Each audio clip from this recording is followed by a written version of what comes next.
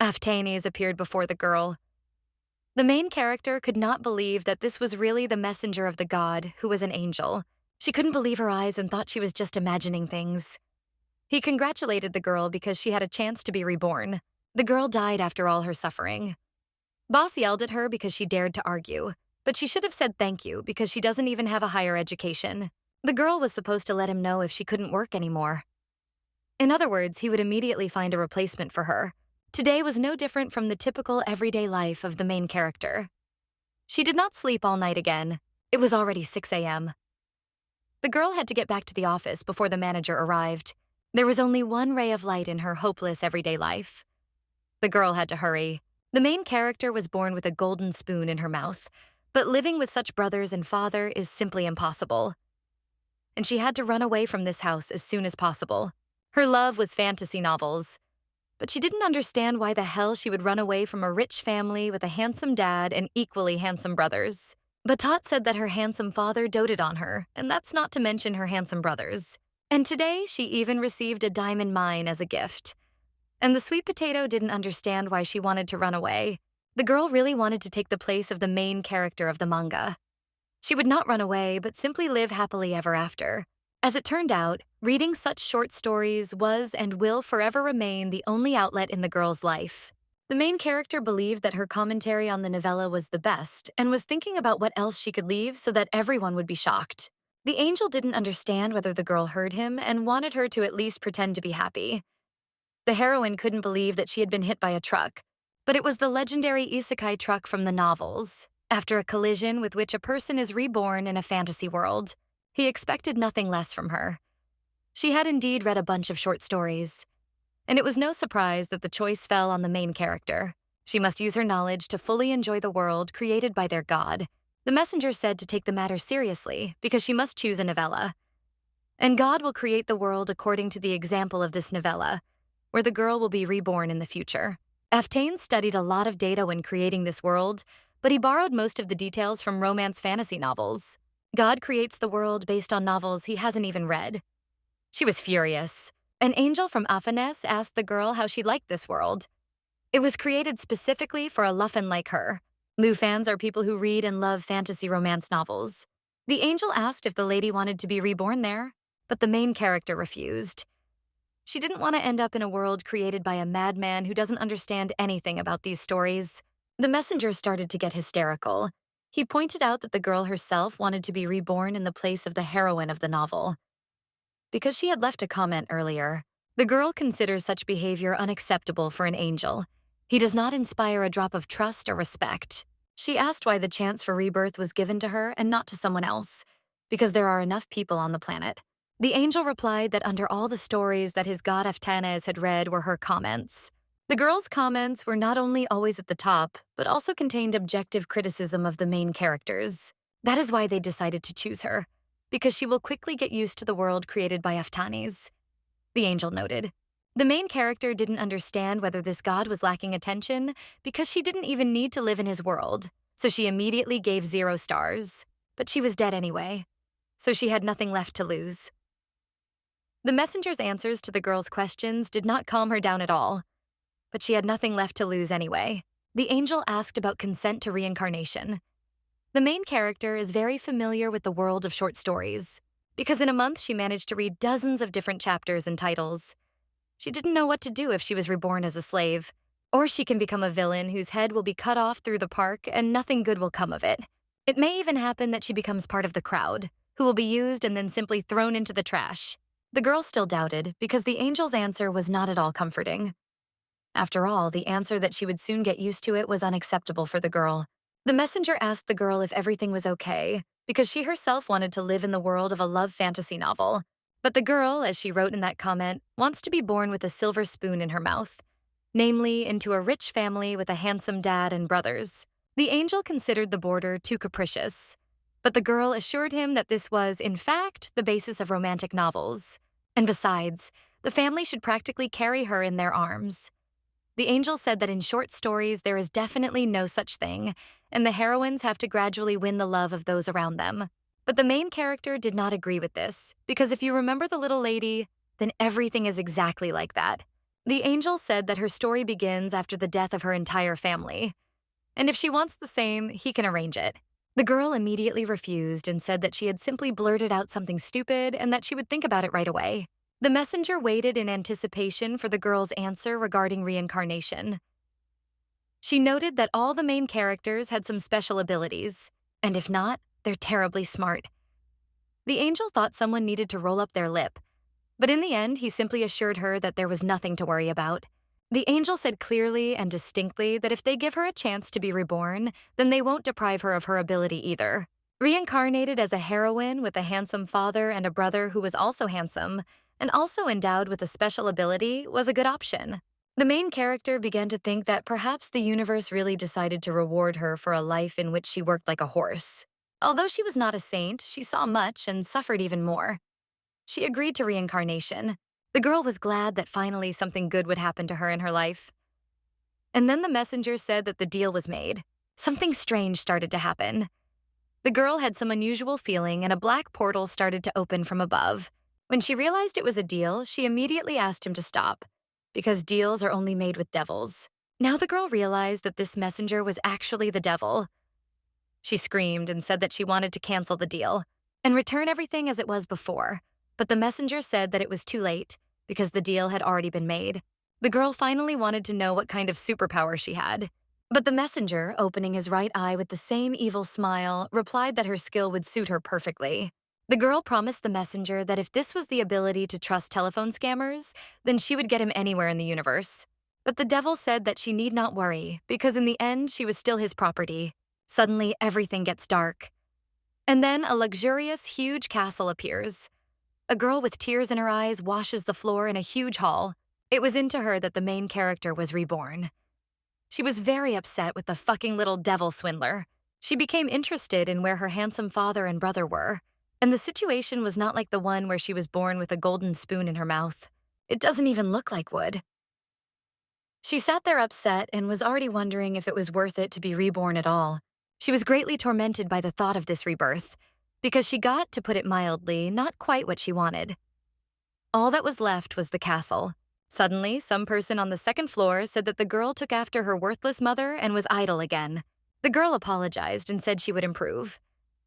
And he was angry because she couldn't do anything, even something as simple as washing the floor in the hall. The man pushed the bucket.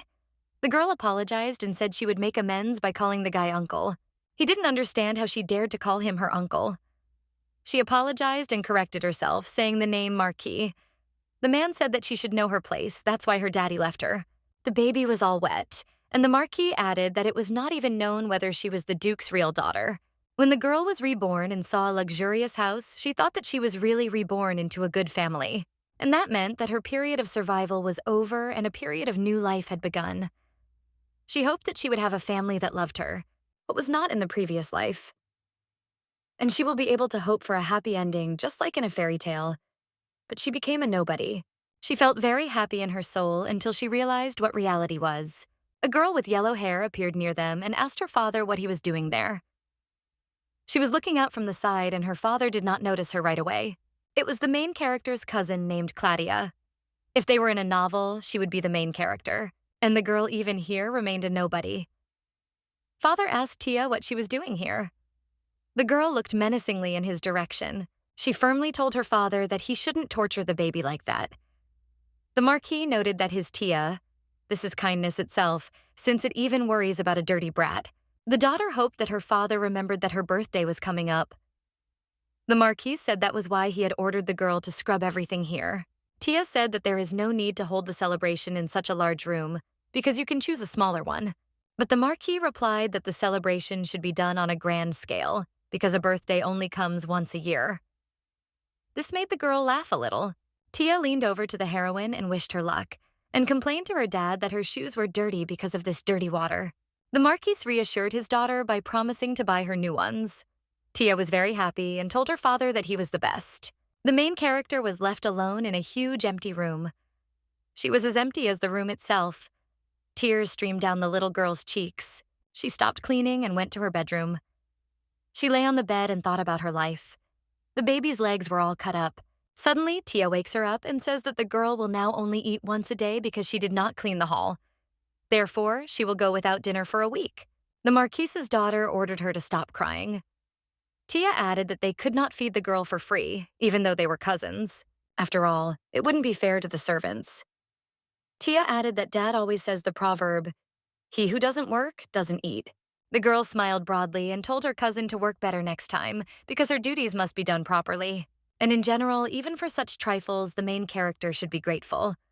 Because her father dumped her on the Marquis and left no money. Therefore, the girl should at least earn her food. The Marquis continued after his daughter and pressed on her weak points, telling her that the heroin was expensive. After all, she eats a lot, and of course she doesn't need to earn mercy from him because he, out of his kindness of heart, took the girl into his care, although she is not needed even by her own father. But this is not surprising, because the girl may not even be the real daughter of the Marquis' brother. The man argued that the girl still had no magic. Therefore, she should at least earn her food. The girl could not believe that everyone had abandoned her because of that little devil. The girl is disappointed. The devil promised her a loving family and a golden spoon in his mouth along with superpowers. The heroine wanted so much to have a family, at least in this world. The girl didn't even notice how tears rolled down her cheeks. The little girl always wanted to have brothers and a loving father. Family is her only wish, and she so hoped that she would have it. She saw that the situation was getting worse every day, because she was getting weaker every day, and there was no medicine in this world yet. For a moment, she thought that dying was the easiest way out of the situation. But she immediately threw this thought out of her head, because it would be sad to die in such injustice. She promised herself that she would survive in a world with a 0 rating. Tia's birthday arrived. Everyone happily congratulated the girl. She stood in such a magnificent and beautiful dress that the tongue did not turn to call it childish. The girl saw how the Marquis adored his daughter and literally showered her with gifts. He often spoils his daughter with expensive dresses. They say that her dress costs as much as a mansion, and he buys her the same ones every year. It is clear how Tia is loved, unlike the heroine. Tia stepped into some slime with her shoes. The heroine was immediately ordered to wipe Tia's shoes. The girl asked the butlers if she could have something, but they ran away saying, "Of course." She realized that the Marquis had ordered no one to help her or communicate with her in any way. Suddenly, the enraged Marquis shouts at the heroine, asking whether she should be starved for another week, whether the beatings weren't enough for her. The Marquis did not understand whether the little girl needed a week of starvation for her to behave like that, and noted that she needed to be spanked harder. At this moment, Tia's evil smile is visible. She enjoyed the suffering of the main character. She was ordered to wipe Tia's shoe until it shined. The girl hoped that this was necessary for the plot and that everything in her life would change later, because she was most likely really important for the plot. Phaeton enters the hall. He is handsome, tall, and his hair is darker than darkness, and his eyes are redder than fresh blood. He is the father of the main character, and he just recently returned from the front.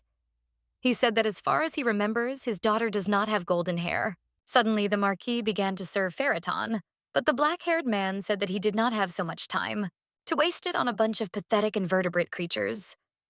The Marquis kept asking why Phaeton had returned without even warning of his visit. The little girl couldn't believe that this man was her father. He asked what was not clear here, because his goal was already clear and drew attention to the heroine who looked like a thin mouse. The Marquis replied that the girl simply worked in the Marquis' house. Phaeton noted that his daughter hardly looked like that. The girl understood that he would not recognize his own daughter, but she still had to try. She asked Phaeton to take her with him. The girl knows she is dirty, but she just needs to wash herself. She added that she could cook and clean, and she would work off the food she ate. The Duke was in complete shock. The little girl promised that she would polish his shoes until they shined every day. The girl couldn't bear it any longer and started crying. The main character said that she no longer had the strength to stay in this house and that she wanted to go home. The girl eventually told Phaeton that he was her father, because the Marquis had Tia, and she had him. With tears in her eyes, she asked her father to take her home. Phaeton quickly picked the girl up in his arms. The little girl did not expect such a turn of events. She could not believe that this was really happening. She was terribly scared. Phaeton said they were going back. She thought she was dreaming because she couldn't believe he was taking her with him. She couldn't come to her senses and was still hesitating. Would this terrible dream really end now? And would she get out of this hell? There were literally a few steps left. Tia's dress was completely torn and the servants immediately rushed to her. The Marquis screamed Phaeton's name. The little girl did not understand what was happening and could not believe that it was his doing. The girl noticed that the Marquis didn't even say a word about Farraton taking the child with him.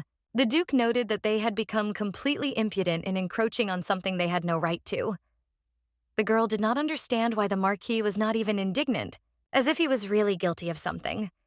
The girl woke up in a beautiful room and didn't know what time it was. The maid was surprised that the mistress woke up so early. She wished the girl a good morning. Her personal maid asked her if she had slept well. As always, the maid was emotionless, although the little girl doubts that she hates her, since Farraton took the girl to himself and her legs had completely healed, and the baby's health recovered very quickly. She felt as if she had become even healthier than she had been before the illness. The girl admired herself in the mirror. She returned to a good state, but she still did not see the Duke. She did not even believe that it was her in the reflection, although she doesn't really want to, because she remembered how she begged her father to take her away, and she felt a little ashamed about that incident. But she can afford to worry about little things because she now lives a good life. She is happy in the castle of Farraton because she is fed here, not beaten and treated well. She would like to stay here for a longer time. And in order to stay longer, she needs to determine what Duke Farraton is like. She began to think that from the standard qualities could correspond to the qualities of Farraton. The girl thought about justice, protection, and peace. But this is not associated with him in any way, because he looks more like a villain. But in novels, there are two types of villains. For example, Marquis Tarenko, who definitely needs to be executed. And the second type of villains are tyrants, who only look like that, but in fact are very good people. And the heroine classified Duke Farraton as the second category of villains. The girl considers herself very lucky, finally after so much suffering in her old life. And the not very easy fate at the beginning of her new life passed like a bad dream. And now she can live peacefully. She never received what the messenger of the god Aftanes promised her, so it was too early to relax completely. The girl knew that in order to find out who the Duke really was, she had to do something. The little girl ran to work off what she had eaten during her stay with the Duke. The first thing the girl did was wipe all the windows in the house. The maids tried to dissuade the girl from working because they could do it themselves. But the girl said that she had promised the Duke, so she had to do it. The main character said that if she could live here just because she was the daughter of a duke, she would have been here a long time ago. She was abandoned. A child who is abandoned will never truly be a relative. The maids tried to stop the little lady, but suddenly the Duke came and asked the little girl what she was doing there. The main character almost had a heart attack. She didn't expect to see him because he's usually not home at this time. And it's not clear why he came back so early today. The little girl said that she had decided to clean up properly. The Duke was in complete shock and did not understand who had ordered her to do this, but the girl said that she had promised to work for the food. The man picked up the cub. She was scared. The Duke noticed that she was still skin and bones. The little girl did not want to believe that she would now be thrown out into the street, and she began to cry. The man sat her down at the table and said that he would repeat it again and order her to eat. The little girl did not expect this.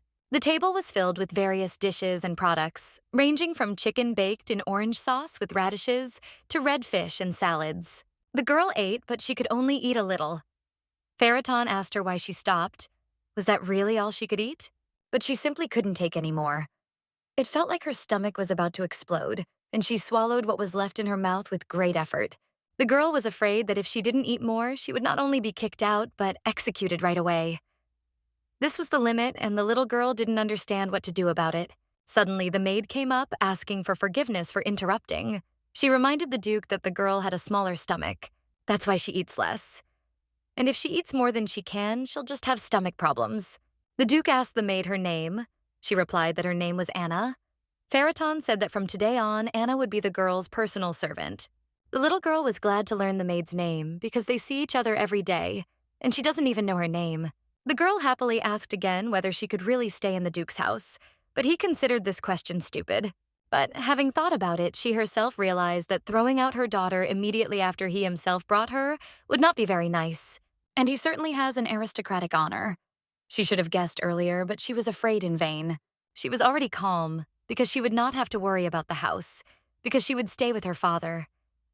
He had come to terms with the fact that his daughter could no longer take care of her. There was an awkward silence. A minute ago, the main character was busy eating, but now it was terribly awkward. She wanted someone to save her from this.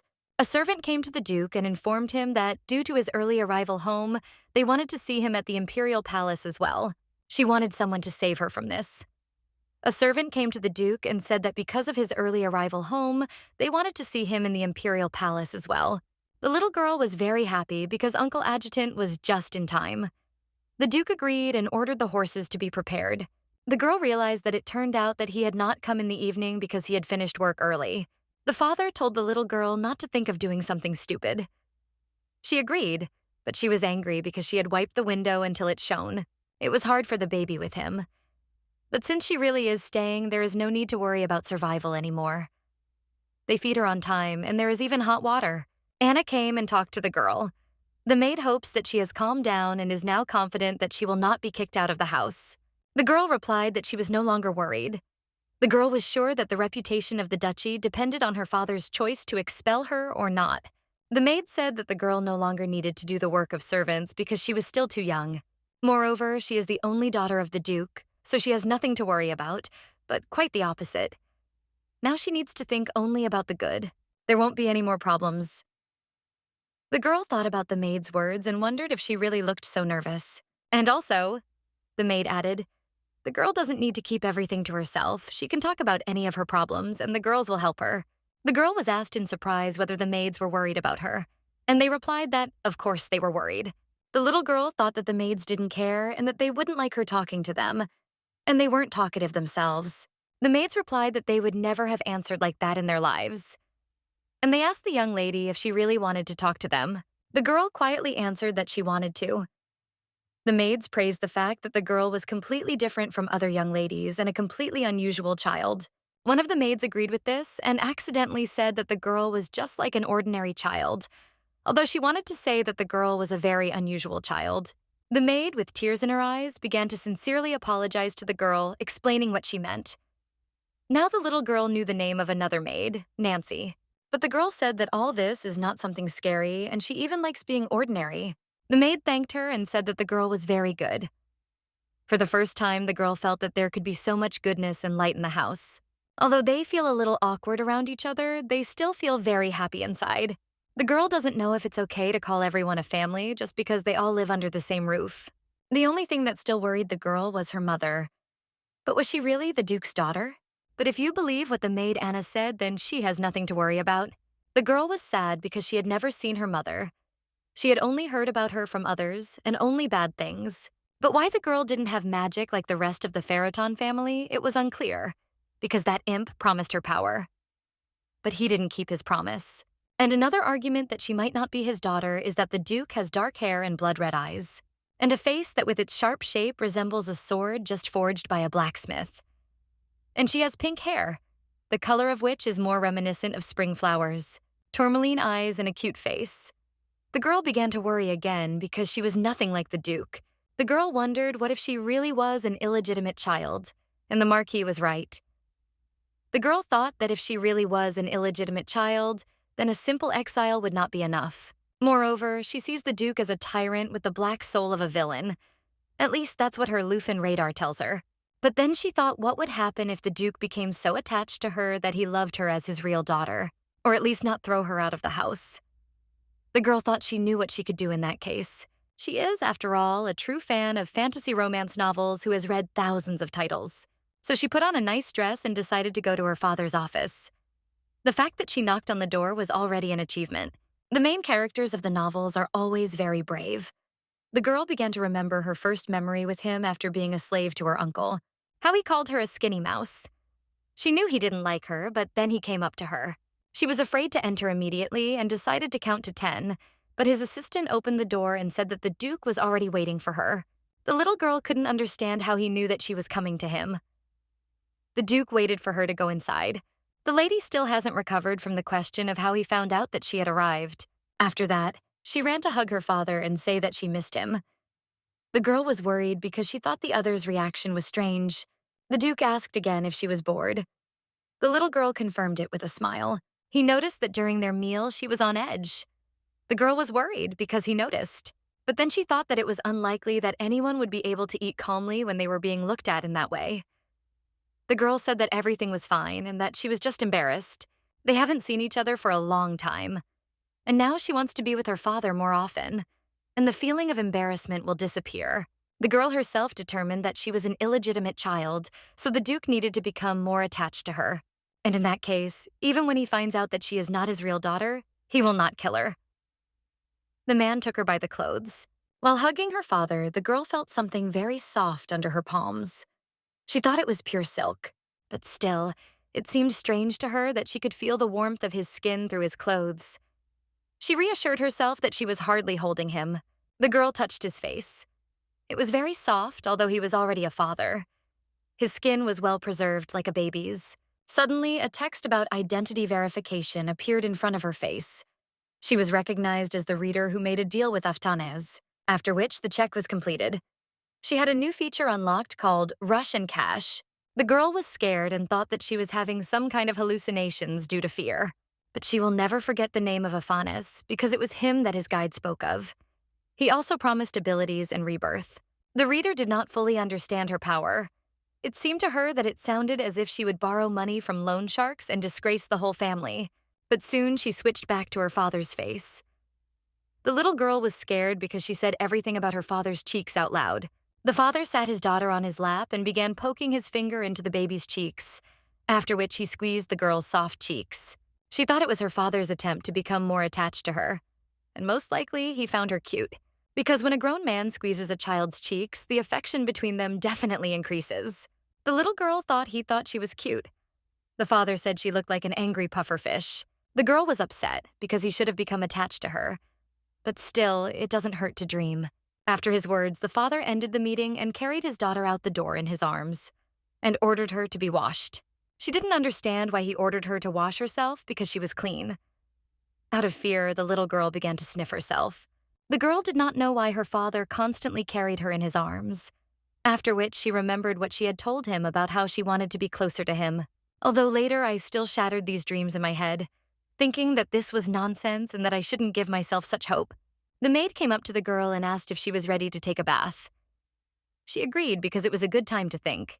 Already in the bathroom, the girl lay in thought and remembered another weighty problem. When she got distracted by the Duke, the notification window disappeared and the little girl doesn't know how to view her incoming notifications again. Because of the Duke, she couldn't read it. Suddenly, the message lights up in front of her again, and now she can calmly read about her new skill. She was shown a ceremonial letter congratulating her on receiving a new skill. It was expected that such a simple condition would be fulfilled quickly, although the girl thought of doing this much later. In the letter, he wrote that he hoped that she did not call Aftanes a fraudster and swindler. But the little girl did not consider these easy conditions. But then she herself did not understand what conditions were being discussed. The letter then went on to clearly outline the instructions and classification of her superpower. Skill level F. The reader can use the cash to summon any fantasy romance novel from the list of unread novels. She can summon and use the skill of the novel heroine she summons. But there was a prohibition before her. After all, the use of the ability skill was blocked due to the lack of a summoning attribute. The girl is very passionate about her power. She was very happy because thanks to this ability, she can completely forget about how to survive forever. With this ability, she will be able to calmly conquer the whole world. She has already said goodbye to her long-suffering everyday life, but she didn't know what a cash and attribute were. Another notification illuminated the girl. She received a task. She would have to prove her worth. After the notification, the following was revealed to her. It told her that this world is also filled with danger and dangerous situations. We must not forget about the danger of the surrounding world. The full description of the task illuminated it. The reader will have to develop her own skill by her own efforts and prove her worth. The condition for completion is to obtain the summon attribute. The reward for this is 500 units of cash. The girl was highly motivated. She didn't care how difficult it was because she wanted to complete the task. That's why she accepted it. But the next question arose for the girl: how to get the summoning attribute. In novels, attributes are usually very rare and very expensive items. For example, the relic of the sanctuary and the treasure of the magic tower. Or a family heirloom that is passed down from generation to generation in aristocratic families. The girl already knew where she could find such a family heirloom, and it was the Faraton family heirloom. It was the only relic that could be found within the girl's radius. She hoped that the relic would not have to be searched for hard. Suddenly, the girl thought about it and thought that she could simply ask the Duke to give her the relic. It's a pity. But it may also be that among the family heirlooms, there are no attributes of summoning. She decided to find the relic the next day, as soon as she got some sleep. She needed to make a plan. The girl woke up and the maid approached her with a question about how the young lady slept. The girl asked Anna if she had covered her up. But maids are forbidden to enter rooms at night when their owners are asleep. The little girl thought that she had probably crawled into the blanket on her own. The maid asked the girl if she wanted to change her clothes. Suddenly, the other maids entered her room and the girl greeted them all nicely, as if they were sisters. The girl saw the jewelry lying on the display case. She was delighted with its beauty. Various metal alloys and a bunch of pebbles, shimmering with an infinite number of rays of light within themselves. The maid pointed to a hair clip that perfectly matched the girl's eye color. The maid asked the girl if she wanted something similar, because it would look very good on her. The girl replied that the hairpin looked too expensive, but the maid replied that that was out of the question, because the girl deserved to wear as much jewelry as she wanted. And the second one added that something much more expensive might suit the girl. A reader found the opportunity to ask where all the jewelry in the house was located, calling them shiny things. The maids replied that there was not one such room, but many throughout the house. The girl was disappointed that there were such a huge number of rooms because finding the necessary one would be more difficult. But the maid suggested looking at all the decorations. The girl asked again if she really could, and the maid replied that, of course, she could. The girl thought that if she could get into the best of these rooms, then this would allow her to find what she wanted, namely the family heirloom. Remembering how strictly her uncle and his daughter Toy treated her, they would never have allowed the girl to approach such expensive jewelry. The girl herself did not notice how she was immersed in memories, making a strange expression on her face. The maids were in tears and did not understand what was wrong with the baby, and she in turn did not understand what was wrong with them. The maid ran up to the girl in tears and asked what had happened to her. The servant caressed the girl, pitying her and adding that she was so small and so vulnerable. The little girl didn't understand what was wrong with her face, and Nancy continued to feel sorry for the girl. The girl replied that everything was fine with her because now she had sisters with her who were worried about her. Another maid entered the room and saw them all hugging together. The girl really likes it. Finally, after so many years of suffering and problems, she just finds herself in a place where she is loved, sympathized with, and appreciated. The maid said that if they were to start a tour of the house, they should start with the most expensive and luxurious place. They decided to go to the estate's sanctuary. The maid added from the side that the treasury of Marquis Tarenka was not even close to the treasury of Duke Ferraton. The girl politely asked if they really should go there. The maids replied that the girl was part of the family. Of course she could go there. Unfortunately, one can only take jewelry out of the sanctuary with the Duke's consent. The girl still sees the point in visiting the treasury. After all, at least she will know whether there is a summoning attribute among her father's treasures. But as soon as the girl wanted to visit the treasury, Ferraton's assistant came. He said that his lordship wanted to see his daughter at breakfast. The girl did not understand why. She was very worried, so much so that not a single piece of food would fit into her mouth anymore. It was as if everything had become a lump in her throat. The little girl understood that she had to get used to the Duke. Otherwise, there would be no progress. The little girl wished her father a bon appetit and smiled widely, feeling like she was about to burst. But the girl decided that it was probably in vain that she was trying. And then she decided that she would just eat. They made eye contact, and the father simply continued eating the meat. The little girl was happy because there was pudding on the table, because she simply adored it and was in heaven. She ate the pudding so quickly that she didn't even understand how it happened. The father pushed the pudding towards the girl and told her to help herself. The girl was surprised because she thought he was ignoring her, because he had not responded to her wish for a pleasant appetite, and then the Duke had given her some of his pudding. She was wondering whether to ask her to try it. She decided that whatever it was still worth trying because she needed to increase her attachment. The girl thought that she needed to bind her father to herself more strongly, so she thanked him sincerely and began to eat the pudding, scooping up the dessert with a spoon. Suddenly, she wondered how she knew how a real father and daughter behaved. After all, she never had a father. And so, in a serious tone, the Duke asked the girl why she didn't stick to him. The girl did not understand her father, but she did not need to look for an answer because he simply took her in his arms and hugged her. She noticed that when she woke up, her father was no longer in the house. The girl wondered if her father had decided to wait for her today. The little girl began to wonder if her father had some important conversation with her. He carried the girl into his office, sat her on his lap, and began to write some documents. The little girl didn't understand what was happening and why he was doing this. The only question was whether it happened because of her words about wanting to be near him, Or there was another reason. He looked at her. He has a scary look as always, as well as his face. But as it seems to the girl, he is not going to do anything bad to her, and everything seemed to be going according to plan. If he gave her his pudding with the same frightening face. The girl made her own survival plan. Point 1 was to see my father often. Point 2 was to always smile at my father, and point 3 was to increase his affection. And that meant she shouldn't deviate from the plan. But she was still very shy. Suddenly, she remembered that she didn't have time for such trifles as what her father did, because she needed to look for the summoning attribute.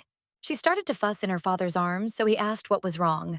The little girl saw that this situation was a chance to remind about the treasures, but she replied that she wanted to look at the beautiful sparkles. She was very scared because she blurted out something again without thinking. Her tongue was her enemy. And so the maid bowed and reported to the Duke that the girl wanted to visit the treasury. Although the girl did not understand why the maid told her this. What if her father did not like it and scolded her? The little girl couldn't believe that they were actually going to see family heirlooms. Besides, the Duke had a lot of paperwork. The Duke took her in his arms and went somewhere with her. She could not even imagine that they were really going to the treasury. The girl doesn't know what her father is planning. She was worried that she shouldn't have let her guard down so quickly. After all, she is the one who knows that one must not lose one's vigilance.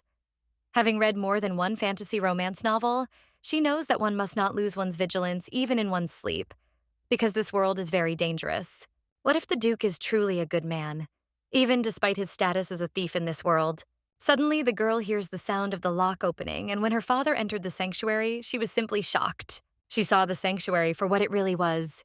It was filled not only with treasures, but also with various trophies. She caught sight of a book and remembered that the message had called her a reader. And then during the explanations and details of the use of her power, she was addressed in the same way.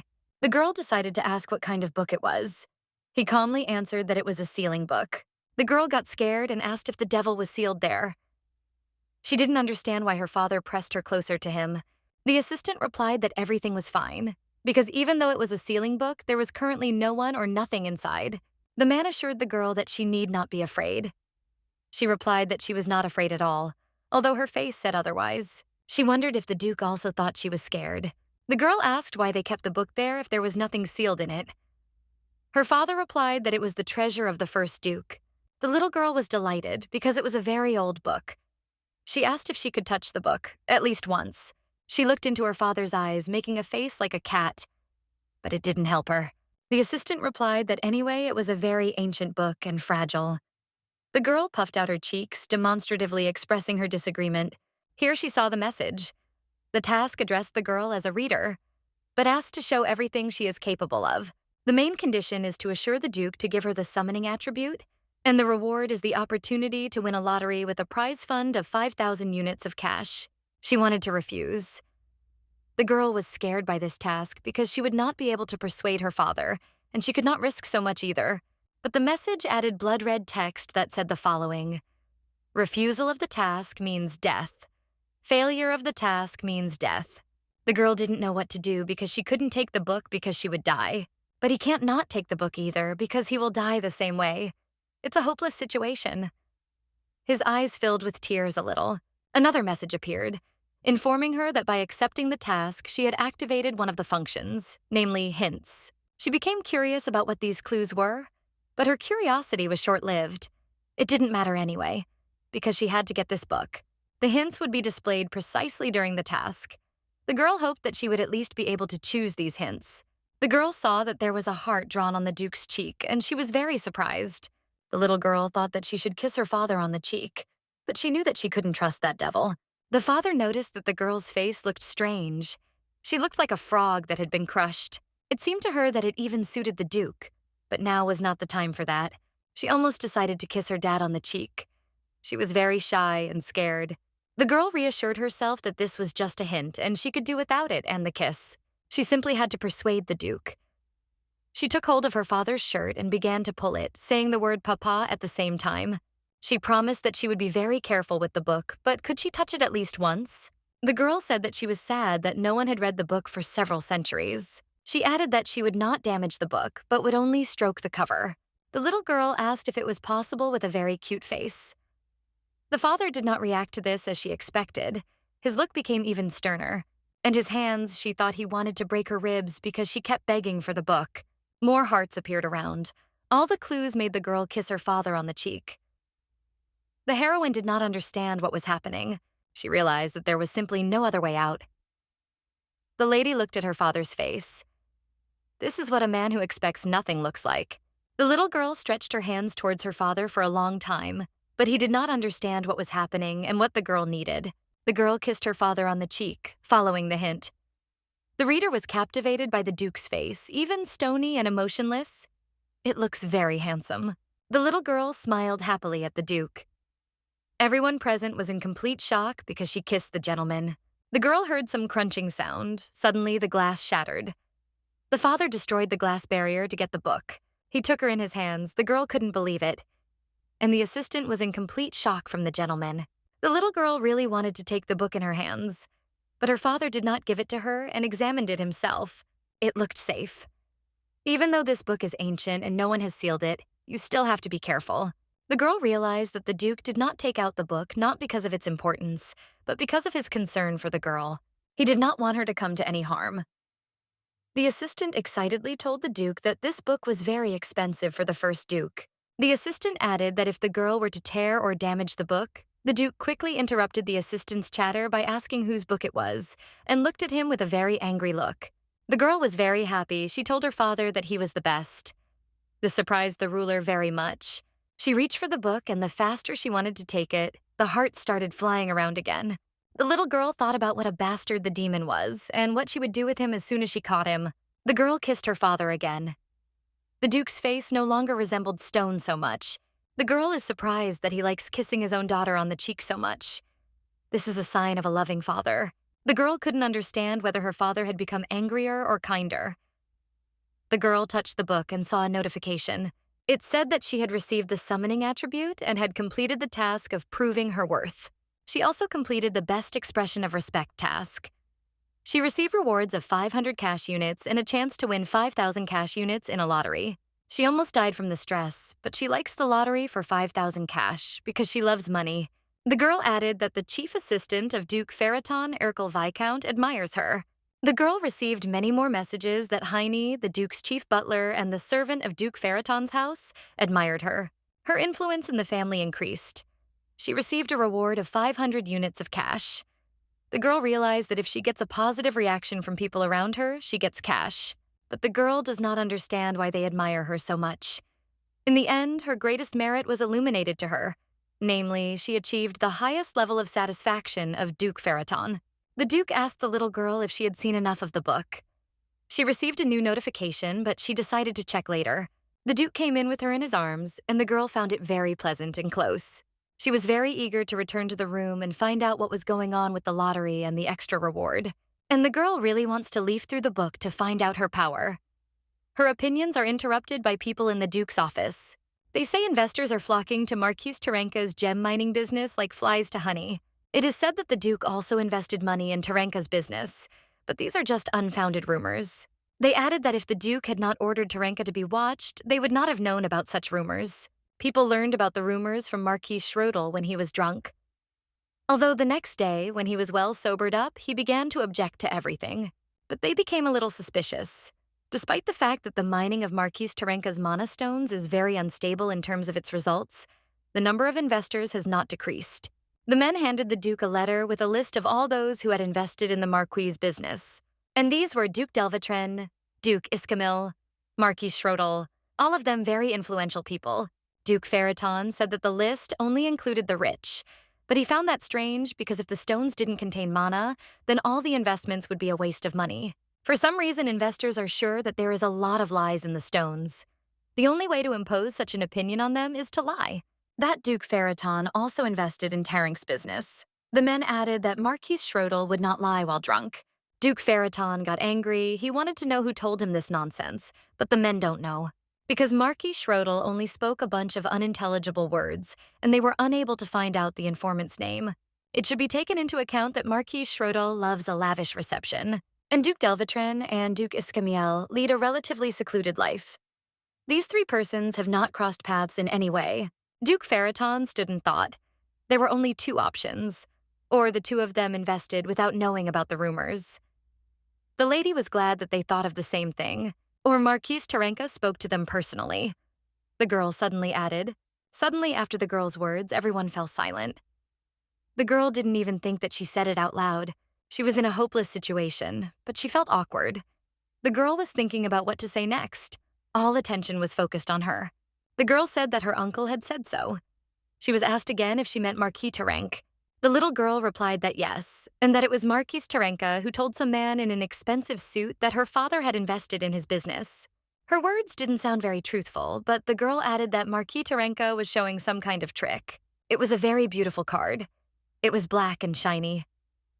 The girl pointed her finger at the card that was in the man's hands, and she said that Terenka showed exactly the same one. The assistant asked if Marquis Terenka showed exactly the same card to her husband. The girl was absolutely sure that it was this card. The men in the room were shocked.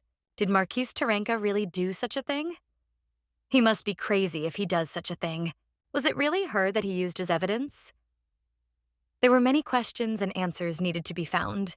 If the mines actually produce rocks with a lot of mana, then everything will be fine. But if not, then Duke Fairton and all of them will have big problems, so the high society will decide that Fairton is involved in a scam. Duke Farraton did not say a word. He kept looking at the girl and asked when she heard this conversation. The girl thinks that her father suspects her, his own daughter. The girl is afraid that if she makes a mistake, he will definitely kill her. The little girl replied that she was cleaning her uncle's shoes while he was talking to that man. The assistant was surprised because all the checks they sent were supposed to go towards the girl's support. The girl could not believe the assistant's words. He continued that the duchy sent a huge amount of money for her upkeep. The poor girl really thought that they didn't have money to support her, so they fed her little, and she worked for the food she received. She did everything her uncle ordered her to do. Only under these conditions could she continue to live in the Marquis's house. The girl is disappointed that the Marquis could do this to her, because she is just a small and defenseless girl. The men don't want to believe her. But the assistant tells her that Marquis Terenka loves his daughter madly. At the same time, the girl recalled how her uncle constantly told her that her father had abandoned her and had not left her a penny. The girl does not understand whether she is suspected or not. She said that she ate only twice a day because she did not earn enough for a third. And when she didn't have time to cope with the work for the whole day, she was fed only once a day or completely starved. The men were shocked by the girl's stories. She was worried that she would die because of a phrase she said incorrectly. But it's true. The girl fell at his feet in tears and showed how exactly she cleaned her uncle's shoes. And he gave the card to the man and said that it was proof. She continued and said that he showed the card to some old man and a man with red hair. She is almost hysterical and assures the men that she is telling the truth. Farraton shouted quite loudly, but with an enraged face, he asked why the hell they were interrogating his daughter. The men assured that they did not interrogate his daughter, but that he, with an invisible dark force, grabbed everyone by the throat and began to strangle them. They begged for mercy. But the father did not want to hear any excuses. Through them, he remembered what he had seen in the Marquis's house when he came for his daughter. He reached out his hand to the little girl. He didn't want to interrogate his daughter. The Duke only cared about her. Farraton took his daughter in his arms, and seeing the dirty sleeve, he ordered the tailor to be called. He announced the next topic to be discussed. The girl wakes up in her own bed, surprisingly, because she was just in her father's office. Apparently, it was carried by a maid. Seeing that there were no maids around, she took out a book. This book outlived all the Farratons. The book is so old that it's almost falling apart. She hopes that nothing will fall out of it once she opens it. It's risky, of course, but curiosity gets the better of her. She throws the book aside, and the entire room is filled with a golden glow. Surprisingly, the book she had just opened was old and almost falling apart, but now it was in perfect condition. Like new. She opened the book. It contained a bunch of black magic spells and a key to gain divine power. The girl thought that if this was a sealing book, then it must contain a way to seal a demon, or a spell to summon one. She began to leaf through the book to fully reveal her ability. But when she opened the book completely, it turned out to be empty in the middle, after which she received a notification.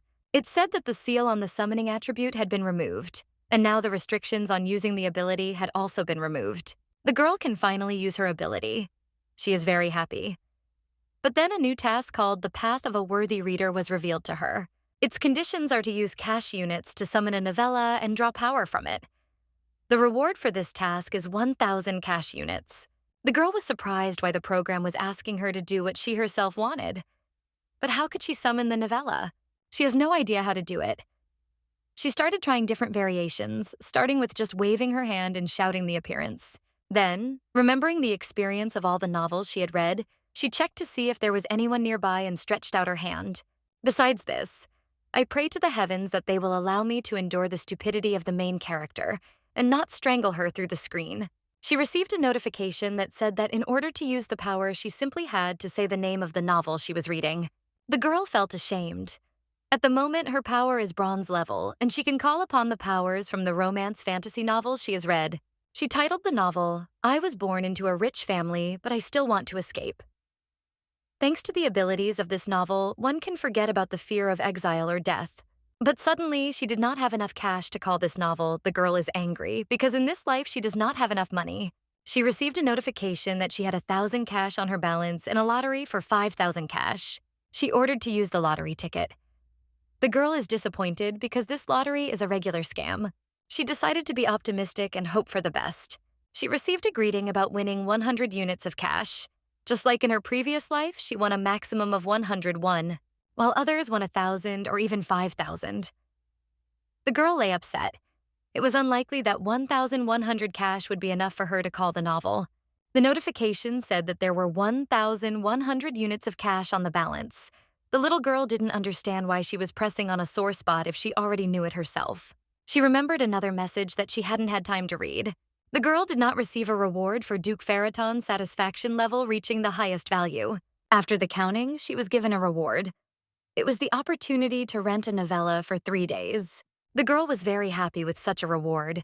It was even much better than 5,000 cash because it was not a chapter, but a work at once. She is very grateful to the Duke, although she does not know how she pleased him so much. As it turns out, collecting cash is a difficult task, but for now she will save her capital for something more important. The maids knocked on the girl's room and she quickly hid the book. They apologized for not being there when she woke up. Although the girl replied that it was not such a big problem, the maids asked the girl if she was hungry. After all, she missed dinner because she fell asleep. They decided not to wake her. The girl replied that she didn't even notice how she fell asleep. The maid replied that most likely the girl was simply very tired. No one expected this. The maid said that the girl was nodding off at first and then completely sat on the Duke and fell asleep. She was shocked when she heard. The maids were even scolded for holding back their laughter so poorly. The girl was scared and hoped that it was the maid who carried her. But Anna replied that the Duke had done it, and the girl said that next time the maid should do it for him because she didn't want to be a heavy burden to him.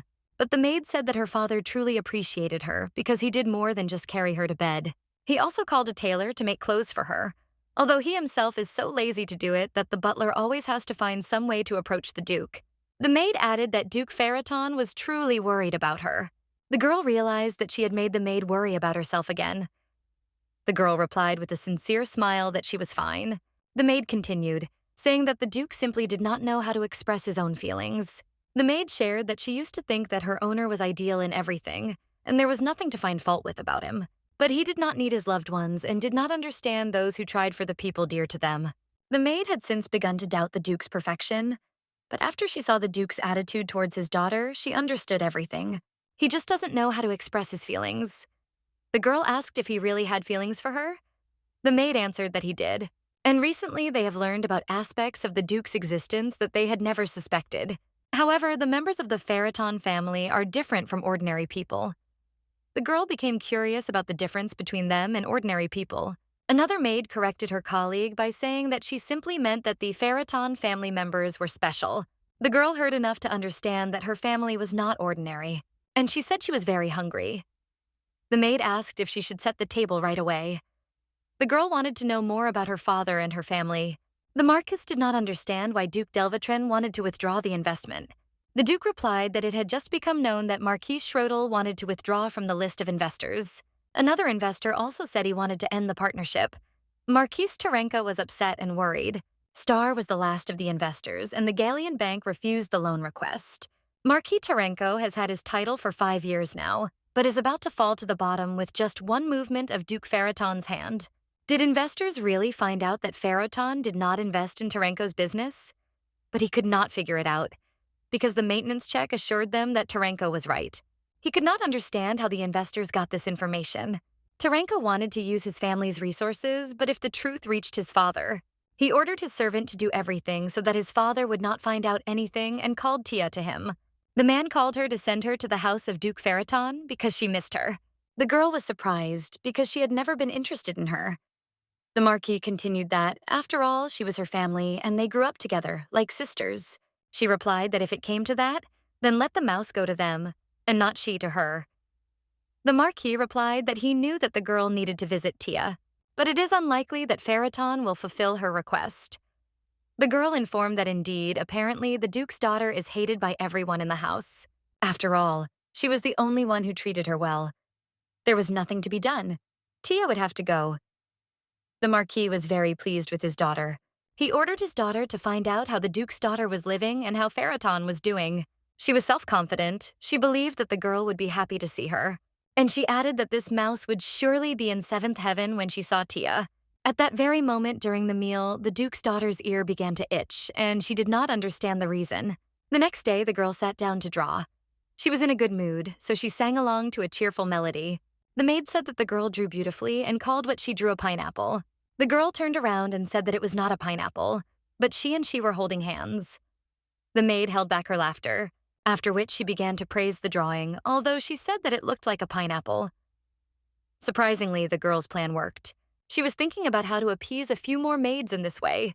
The little girl began to imagine how the maids would give up everything for the sake of her drawing, and even ready to give their heart to a little lady, and behave like stalkers. While the girl was daydreaming, the maid called her for a walk. The maid suggested that the girl visit the glass gallery, which is located in the Duke's house. Now the girl believed in the world of the novel. She ran with all her might to look at the glass greenhouse. While going down to the greenhouse, the girl tripped and fell right at the feet of Duke Ferriton. He asked the girl what she was doing there. She answered that she had fallen.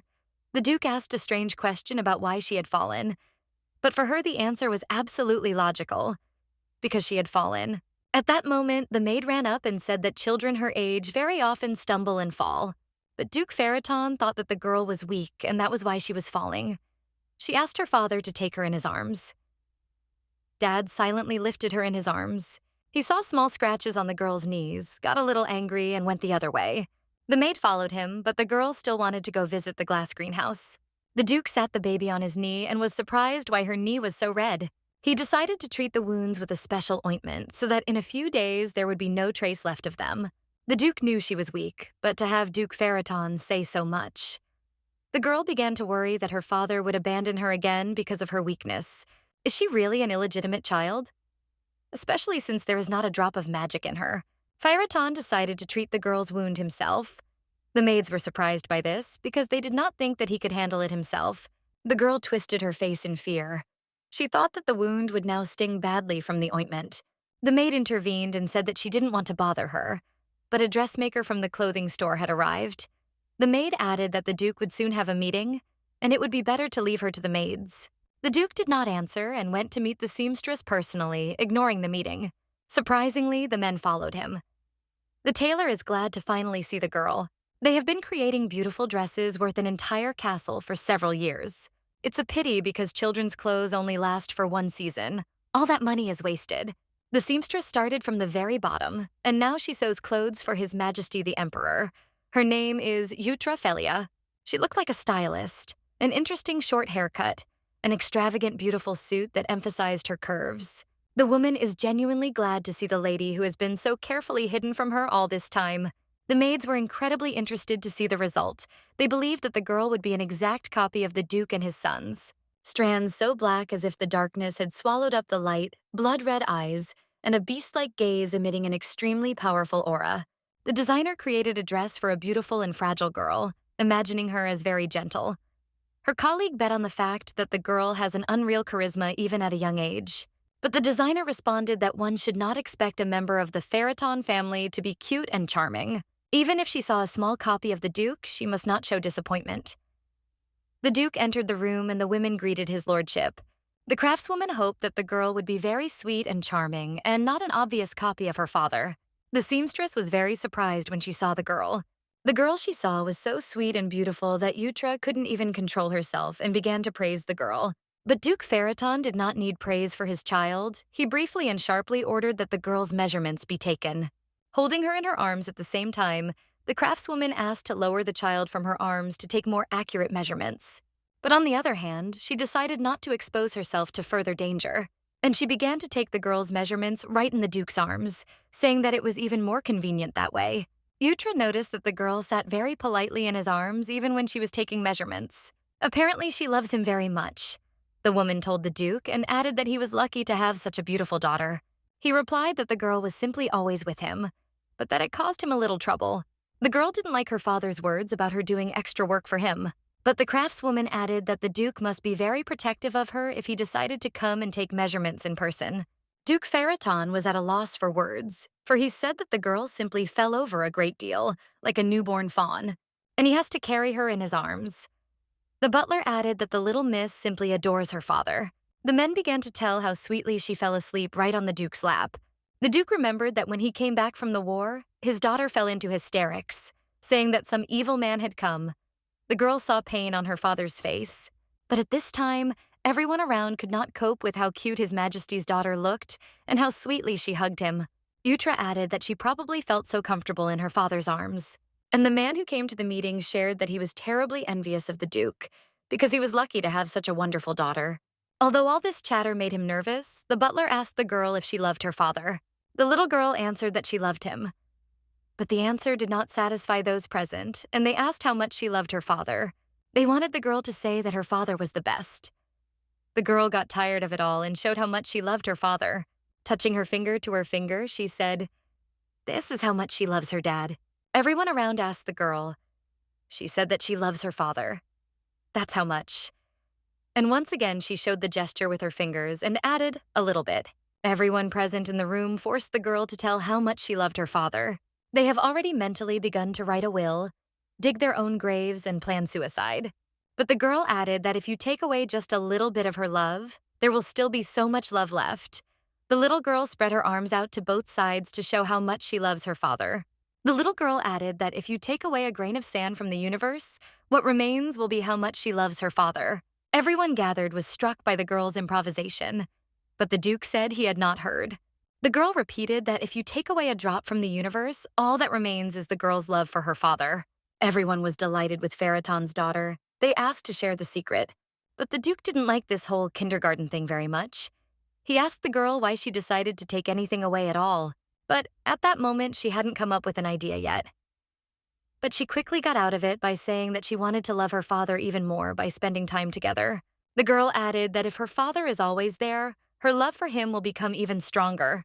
Everyone standing in the room understood why the girl took away a little bit. The girl was praised in various ways. They said that she was such a young lady, but she already thought like an adult. And everyone was simply speechless at how sweet the girl was. The reader is happy. It seems like everyone was hooked. But the girl saw her father's gaze. It looked as if he didn't like it. Yutra noticed that why the previous years the girl's sizes were bigger, she thought it was strange. Even the clothes she brought are a little bigger. But that shouldn't cause any problems. The woman asked to put the child down on the ground so she could try on the clothes. But the Duke asked why the girl should try this on. He added that they were already taking all these clothes. Just let Yutra tailor everything to the girl's size. The Duke said that he would buy absolutely everything she brought, and Yutra thought that she was very lucky. She replied that she would obey, but the Duke put forward a condition, so that the sleeves were either exactly to the wrist or very short, so that she could not take the sleeve with her fingers and lower it to her palms. The baby thinks that the Duke is not her real father, although he doesn't seem so bad. Meanwhile, Tia arrived at the house of Duke Ferriton, although she was not very happy about it. She saw the whole castle. They say that if you collect all the Duke's gold, you will get a mountain higher than the magic tower. Apparently, the rumors were true. Tia was surprised and asked why they didn't stop at the gate. It was just an extension. Every building here, wherever you look, resembles the main mansion. No one was warned that the daughter of Marquis would visit the castle of Duke Ferriton. Tia was surprised why some poor butler was meeting her. She came to visit her beloved cousin. Does she really need permission for that? The butler replied that next time it would be necessary to send an official letter requesting permission to visit. Otherwise, the butler would not be able to let the girl in. She and her maid walked demonstratively with their noses up in front of the butler. She was amazed by the grandeur and beauty of the castle. Everything was so luxurious, she ran and looked at everything that was in the huge hall. Suddenly, she saw a portrait of Duke Farraton. The girl had not been able to see his face the previous time because she had been so scared. She was surprised how a mere mortal could look so majestic. Tia dreamed that her father would be like Farraton, but he would also be good as an uncle. The girl is very confident in herself because even the maids from other houses are delighted with her. And that means that Farraton will definitely be delighted with her. Tia knew that the more a person is afraid, the more lonely he becomes. Therefore, it was she who would save him from loneliness. His uncle definitely needed him, Tia was sure. She believed that a child born out of wedlock would not give the same love and joy that she would give. Tia wants to take her cousin's place. The lady is sure that such a dirty child has no right whatsoever to live in such a luxurious estate. Suddenly, she saw the same scary and dirty little mouse. But the image of the mouse was only in Tia's head. She was shocked at how beautiful the girl looked and what a nice color her hair was. It was as if there was a completely different person in front of her. Tia wondered if she had always been so beautiful. She was furious because her cousin didn't even pay attention to her. In her opinion, she is even more shameless than Tia could have imagined. The little girl said that it was even more shameless to show up at the house without an invitation and not even think to say hello. Tia replied that she had come to her cousin because her father had said that the girl had missed her very much. The little girl asked again with a grin. She started to lecture the girl and say that she should be ashamed of such behavior. Although the reader not only didn't miss him, she simply forgot about the Marquis and his evil daughter as if they were a bad dream. She decided to press the issue and said that her father had told her that the baby was not the Duke's daughter and that she was an illegitimate child, and her mother cheated on him. She called the girl an illegitimate freak, and she didn't understand how she dared to live in Farraton's house with her head held so high. Suddenly, the girl was given an immediate task. She needed to get rid of this lump in her throat. You can't do without a sip of refreshing soda to make your life easier. Oddly enough, before her reincarnation, she even left a similar comment about the main character. The reward for completing the task is the opportunity to win a lottery with a prize fund of $2,000. Penalty for failure to complete the task: temporary removal of reincarnation enhancement. The girl was ready to do anything for the sake of cash, so she accepted the task. For the little girl, cash was above all else. And Tia didn't understand what was happening to her cousin. Tia thought that if the girl was silent and didn't say anything, then she finally understood everything. The girl shouted, "Hey, Tia!" She asked her cousin if she said that to her. The little girl asked haughtily if there was anyone in the room besides Tia. Tia didn't understand how this mouse dared to treat her like that. She got angry that her cousin still looked down on her. The girl asked the main characters of the novels to give her strength, but she replied to Tia that she hadn't even begun to look down on her yet. She wanted to press on a weak spot by saying that if the cousin put on a beautiful dress, then everything would suddenly change. Tia said that Duke Farraton simply took pity on her because she looked too insignificant, and added that the dress was not the girl's property. The little girl was surprised that some dress had upset Thea so much. The uninvited guest added that if the cousin continued to behave so condescendingly, then everyone would turn away from her and hate her. Tia said that her father said that if she was treated specially, she would take it for granted. That's why he gave her as much food as she earned. But as it became clear now, her father's attempts to raise the girl were in vain. Tia said that she wouldn't be surprised if Duke Farraton kicked his cousin out of the estate. Be kicked out someday, but she would definitely not be kicked out for what she was about to say. The girl called Tia the daughter of Marquis Terenka and shouted at her with fury.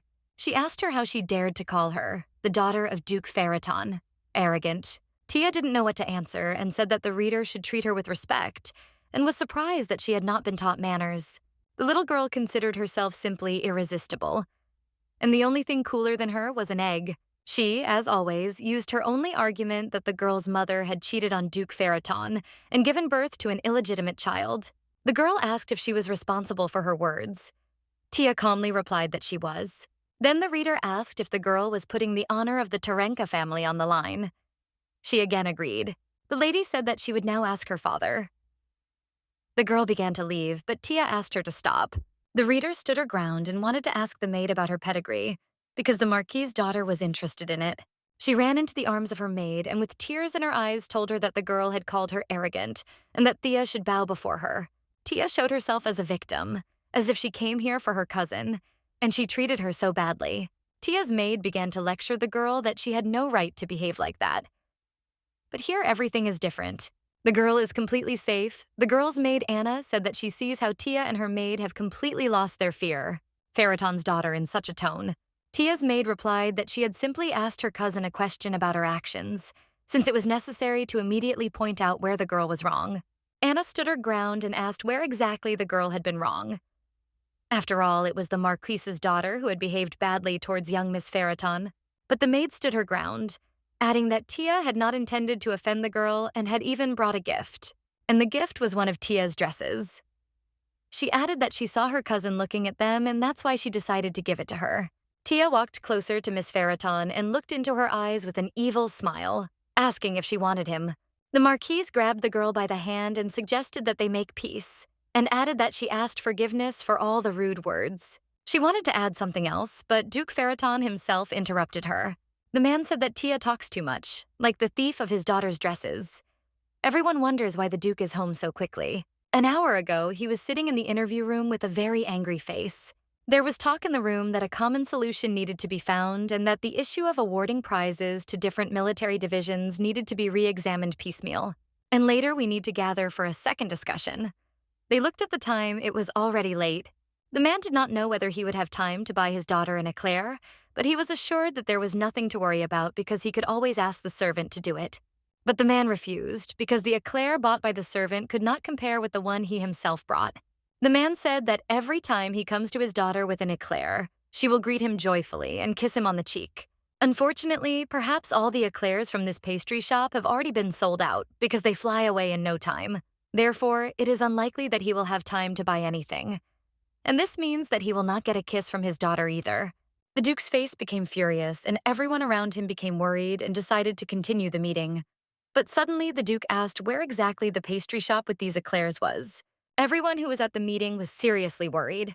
They thought that the Duke had suggested another topic, to kill them all right here and now because he was a terrible person. The men politely asked if he was really interested in these eclairs, but you wouldn't guess right away. But suddenly, his colleague interrupted and scolded him, saying that the man's ingenuity was zero. But he spoke from the very beginning and then thought. They continued their meeting, but the assistant approached the Duke and whispered something in his ear. The Duke immediately stood up and left, saying that he had urgent business. The men in the room insisted that the Duke had already missed more than one meeting and that they needed to sort this out. He glared at them and asked since his attendance at meetings had become mandatory.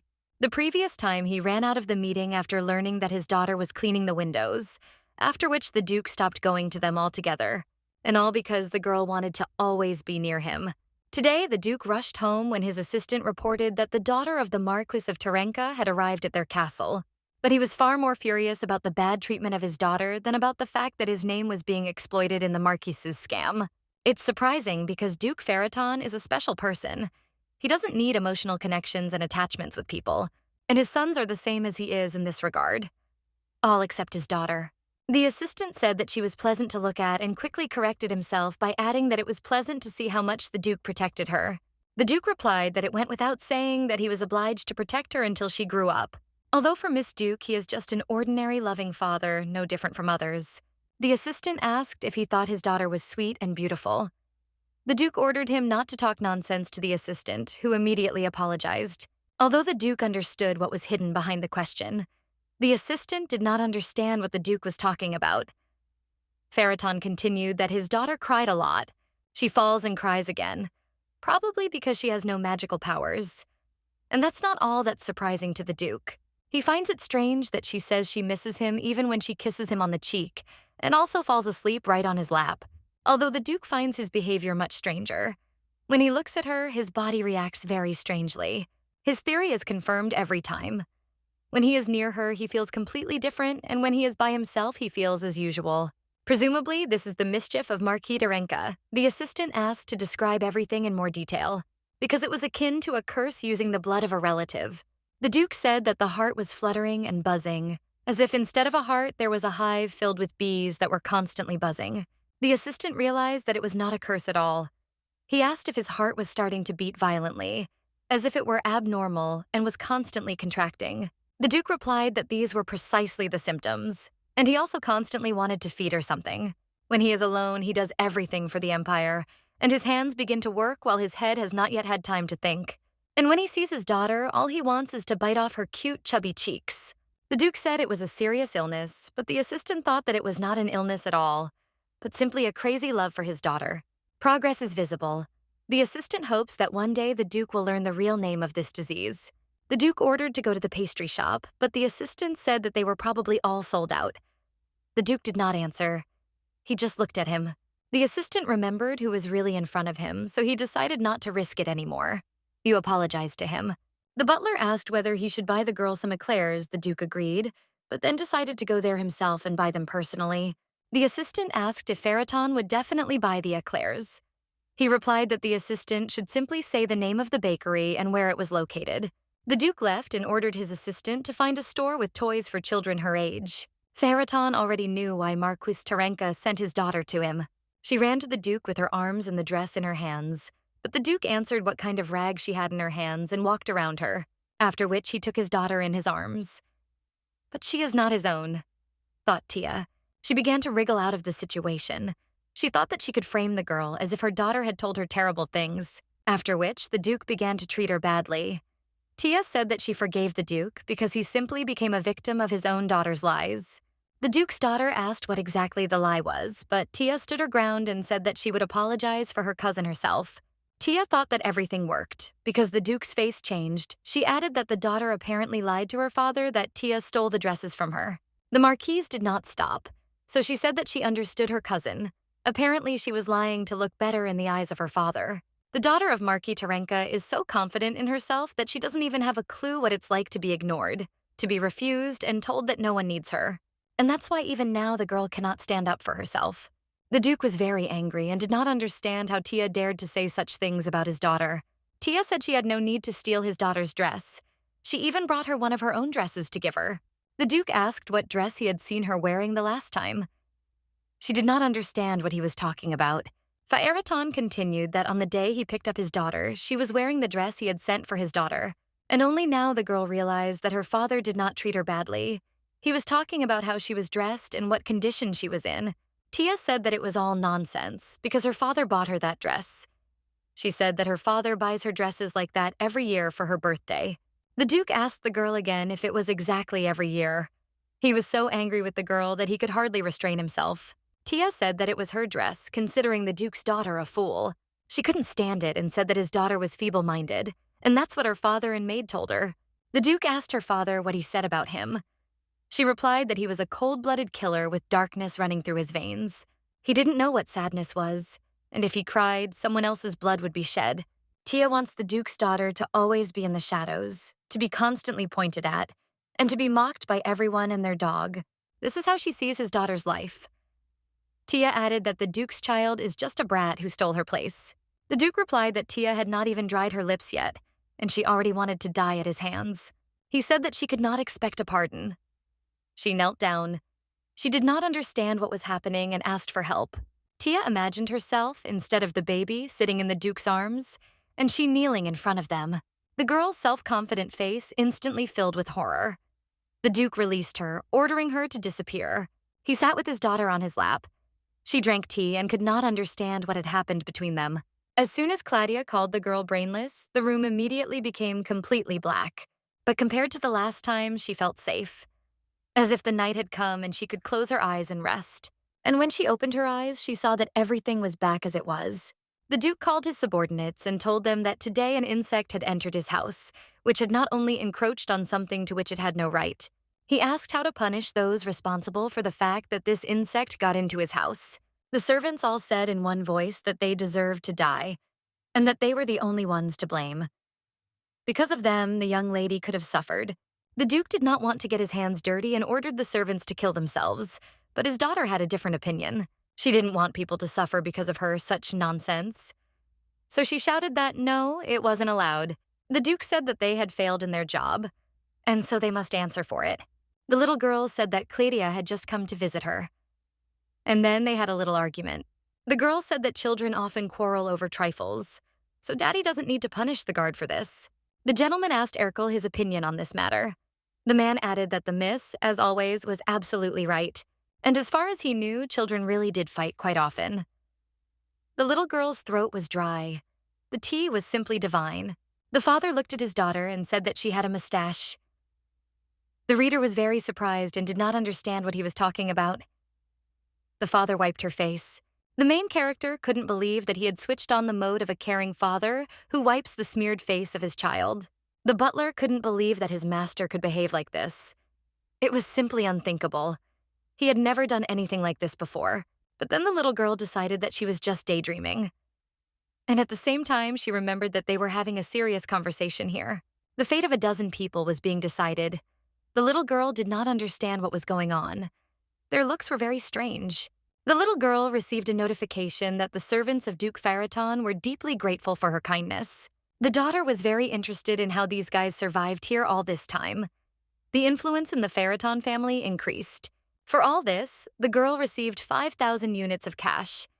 She was very happy because it was a guarantee, not a chance to win. The Duke's servant remarked that the lady was in excellent spirits and quite a cutie, and added that she must be very comfortable on his lap. The Duke added that he had no idea why she was behaving like that, but the girl thought it was none of his business. The baby was very tired. Klatia returned home to Marquis Terenka. The lady was very sleepy. The soda task is automatically completed. The calculation of the results has ended, and it was a partial failure. The main character was very angry and did not understand how this could happen, because Claudia returned to herself and considered it a success, although she doesn't really know how it all ended, because it was so dark that she couldn't see anything. The girl was very scared because there was a fine there. The fine calculation began. Since the failure was partial, another fine was assigned. The fine was flat soda. It was disgusting, without bubbles. The little girl didn't know what the fine was, but it sounded offensive. The reader received a message that she does not deserve to be the main character. While the penalty is in effect, she should reflect on her behavior. Her reincarnation buff would disappear randomly. The girl didn't understand what it meant to disappear randomly. Initially, the penalty was the cancellation of the reincarnation buff due to the fact that the failure was partial. This buff will begin to disappear randomly. Buff she had. The girl swung from side to side. Someone knocked. The little girl allowed him to come in. It was the Duke. The girl was scared and did not understand why he had come. For some reason, the lady doesn't even want to get up. The penalty for not completing the task has been activated. The girl was very scared because her reincarnation buff was about to disappear. The father sat down next to the little girl. She noticed that nothing seemed to have changed. The girl was hungry and wanted to sleep. The daughter told her father yum yum, thereby hinting that she was hungry. Dad asked again. The girl sadly asked if there was any treat. The little girl with a smile asked her dad to give her a cookie. And then the main character realized that she had accidentally slapped the Duke on the thigh with all her might. And so she became very scared. The baby began to understand that losing the reincarnation buff meant losing the ability to think like an adult from her past life. The main character didn't want to believe that she would behave like an ordinary doll. Suddenly, her thoughts became a little more reasonable. The little girl didn't understand how it worked. The reincarnation buff would appear randomly. The girl began to knead her thigh with her paws like a kitten. She thought that this was too much and hoped that the cash would not be taken away. The little girl understood that if she wanted to survive, she could not anger the Duke under any circumstances. Dad asked how she was getting on with her Akitas. The daughter asked again what an Akitas was. The father said that it was the book she had taken back then. The girl remembered that beautiful book. The Duke asked again if she was beautiful. The girl said that she was fine. The Pope thought about it. The main character said that the book had changed a little in appearance and had become very beautiful, and it was also shining. The little girl reached out to the Duke because a heart had appeared there. She repeated that he was beautiful. The father asked if she was talking about Atticus. The little girl agreed. The girl added that when they say that a person is handsome, they should say thank you to him. The Duke was surprised. The daughter said that she would also say thank you. The ruler did not understand what was being discussed. The main character loves it when people say nice things to her, and she assumed that her dad was probably happy right now too. The little girl thought that suddenly he liked her more after that. She hoped that was true. The Duke wondered how beautiful it had become, that book. The situation was terrible, but at least it was home again. That is, its returning mind.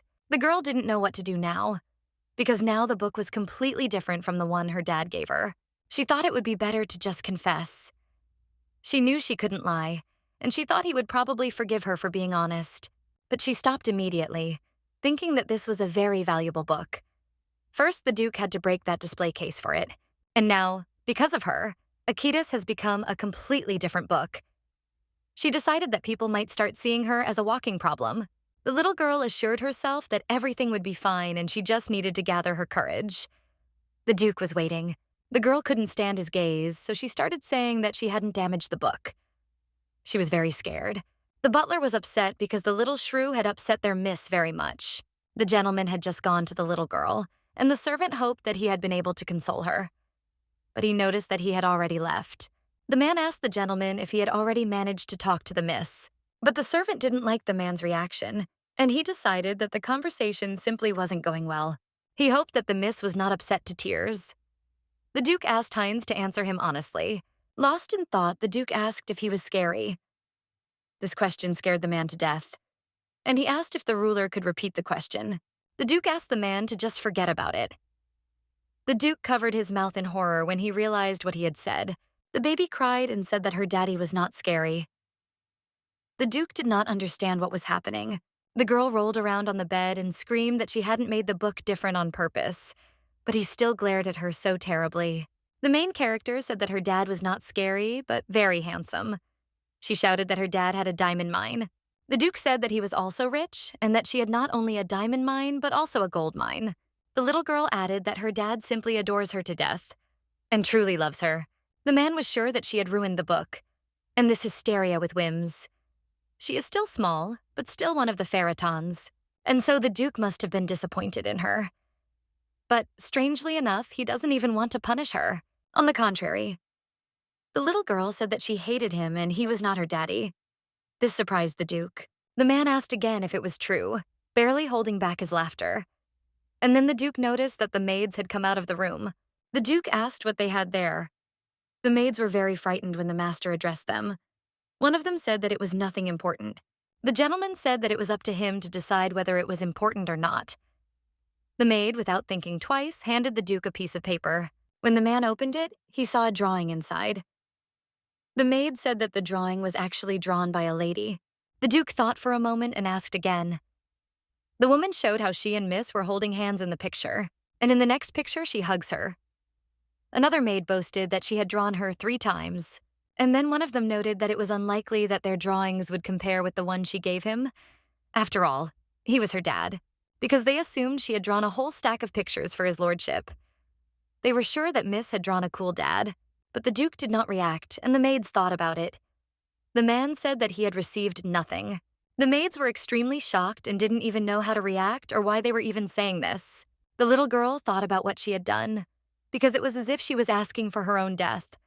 Because of this fine, she was finished. Nancy decided to take stock of what had happened recently. The Duke sat opposite her, waiting. The head butler, worried that the miss is very upset, sends the master to console her. However, she ended up bursting into tears during their conversation, although she had not cried before. Besides his lordship, unlike the others, I didn't receive a single drawing from Miss, although he is her father. The conclusion is obvious. Nancy said that, judging by everything, the Miss simply hated his lordship. But she was immediately interrupted by others, so that the Duke would not hear. The servants immediately pulled Nancy out of the room, gagging her. Anna decided to ask if Miss had said anything while she was crying. The gentleman said that the little girl told him that he was not her daddy, and also said that she hated him. The maids were shocked. Nancy asked if he had put his arm around her when he consoled her, or if he had smiled warmly. The Duke didn't understand why he was doing this. Anna couldn't believe it was true. She asked the gentleman if he felt anything when he hugged her over and over again. The man thought about it. The Duke began to remember. He felt her gentle breath, her soft cheeks puffed out like a fugu fish. Anna advised the gentleman to come to her one more time. Nancy said that it was he who brought the lady to tears and he should console her. By the way, the man decided to ask what yum means yum, and what is patenka. The servants were in complete shock. The main character didn't know what to do now. Maybe she wasn't even related to him, but she dared to say such a thing. The baby had aged from all the stress. Anna asked Miss how about dessert and if she was hungry, but the girl said that she wouldn't, because she would soon die and she had no time for food. Anna understood that there was nothing she could do, and she probably wants the food her daddy will bring. The little girl jumped up when she heard about it, so she asked again. The Duke came into the room. The daughter was glad to see her father, but she barely called her father because she felt guilty. The man said, "Yum yum served." The girl was pleasantly surprised. It was simply delicious. The father asked the little girl if she liked it, addressing her formally. The girl said yes. And then the main character noticed that he addressed her as you. The Duke ordered her to answer, again addressing her as you. The little girl did not understand what was happening to him. The man sat there in confusion. The man looked at the cheat sheet and indignantly did not understand because it said that he should treat the child with respect. So he doesn't understand what the problem is. These were secret life hacks from Anna. The baby was in complete shock. Now she understood that this was his way of showing respect to her. The Duke nevertheless squeezed the paper in his hand.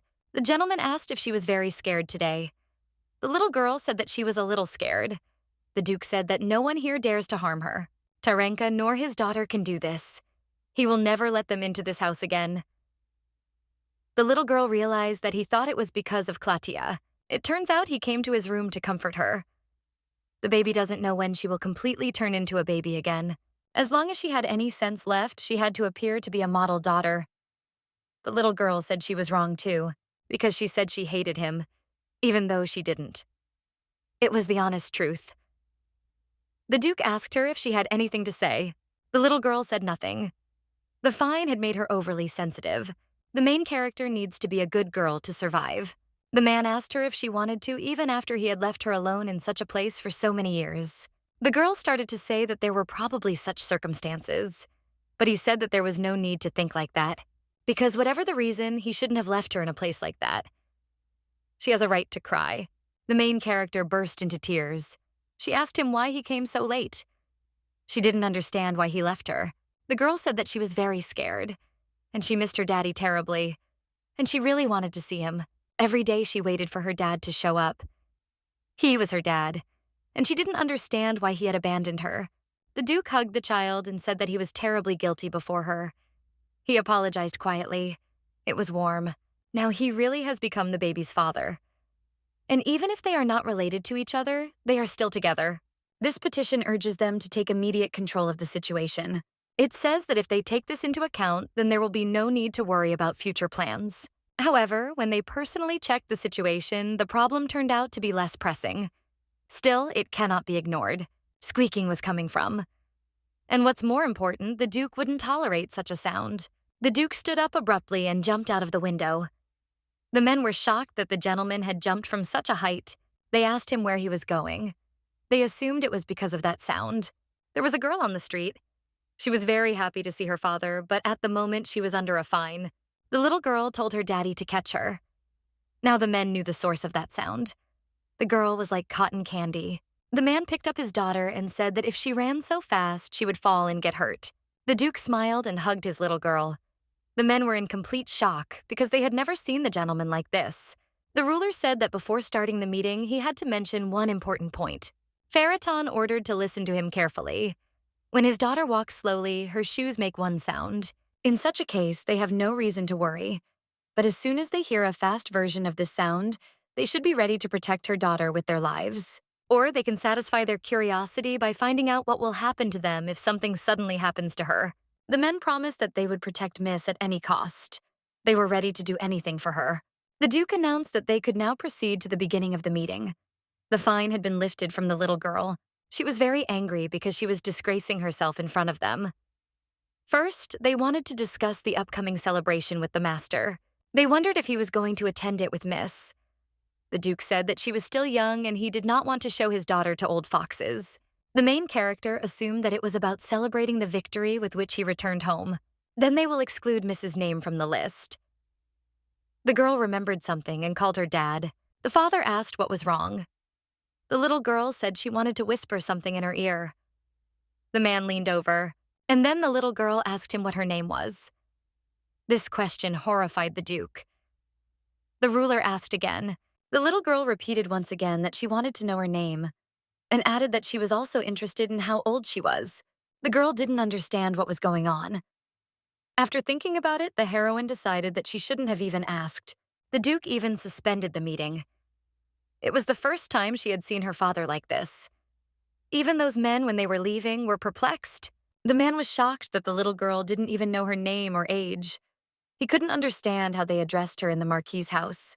The little girl was very sad because she tried to say it quietly enough, but it turned out that everyone heard. Shame. But there, in fact, no one called her by her name. They simply called her Hey Tai and called her worthless. None of these words were her name. She was also called an illegitimate child and a disgrace to the family. Scum. Her father said she shouldn't remember it, just like last time, when she told them that the Marquis didn't receive money for her upbringing. The little girl thought he didn't believe her, but that wasn't the point. The Duke simply didn't want her to dwell on painful memories. The main character admitted that she doesn't know her name or age, but she's not ashamed and doesn't feel any regrets. Even though the Duke doesn't know how to express his feelings, she now understands that he does all this for her sake. After all, she has a dad now. The Duke smiled and said that it was true and no one would dare to shame her. He called her by the name Lueticia. That is the name of the main character. The little girl thought about it and realized that she had heard this name somewhere before. The girl began to dig into her thoughts. She remembered her mother telling her that she loved her and wanted her to be happy, calling her Lueticia. The girl remembered that she had indeed been called that. She asked her father to call her by name again, and the man did. The baby said with a smile that it was her. The baby was sleeping and she felt very good and warm. She noticed that she imprinted herself on the red. This surprised her because her bed was light. She looked up and saw her father next to her. She was sleeping on his arm. Dad asked if she was awake. Lueticia wished her father a good morning.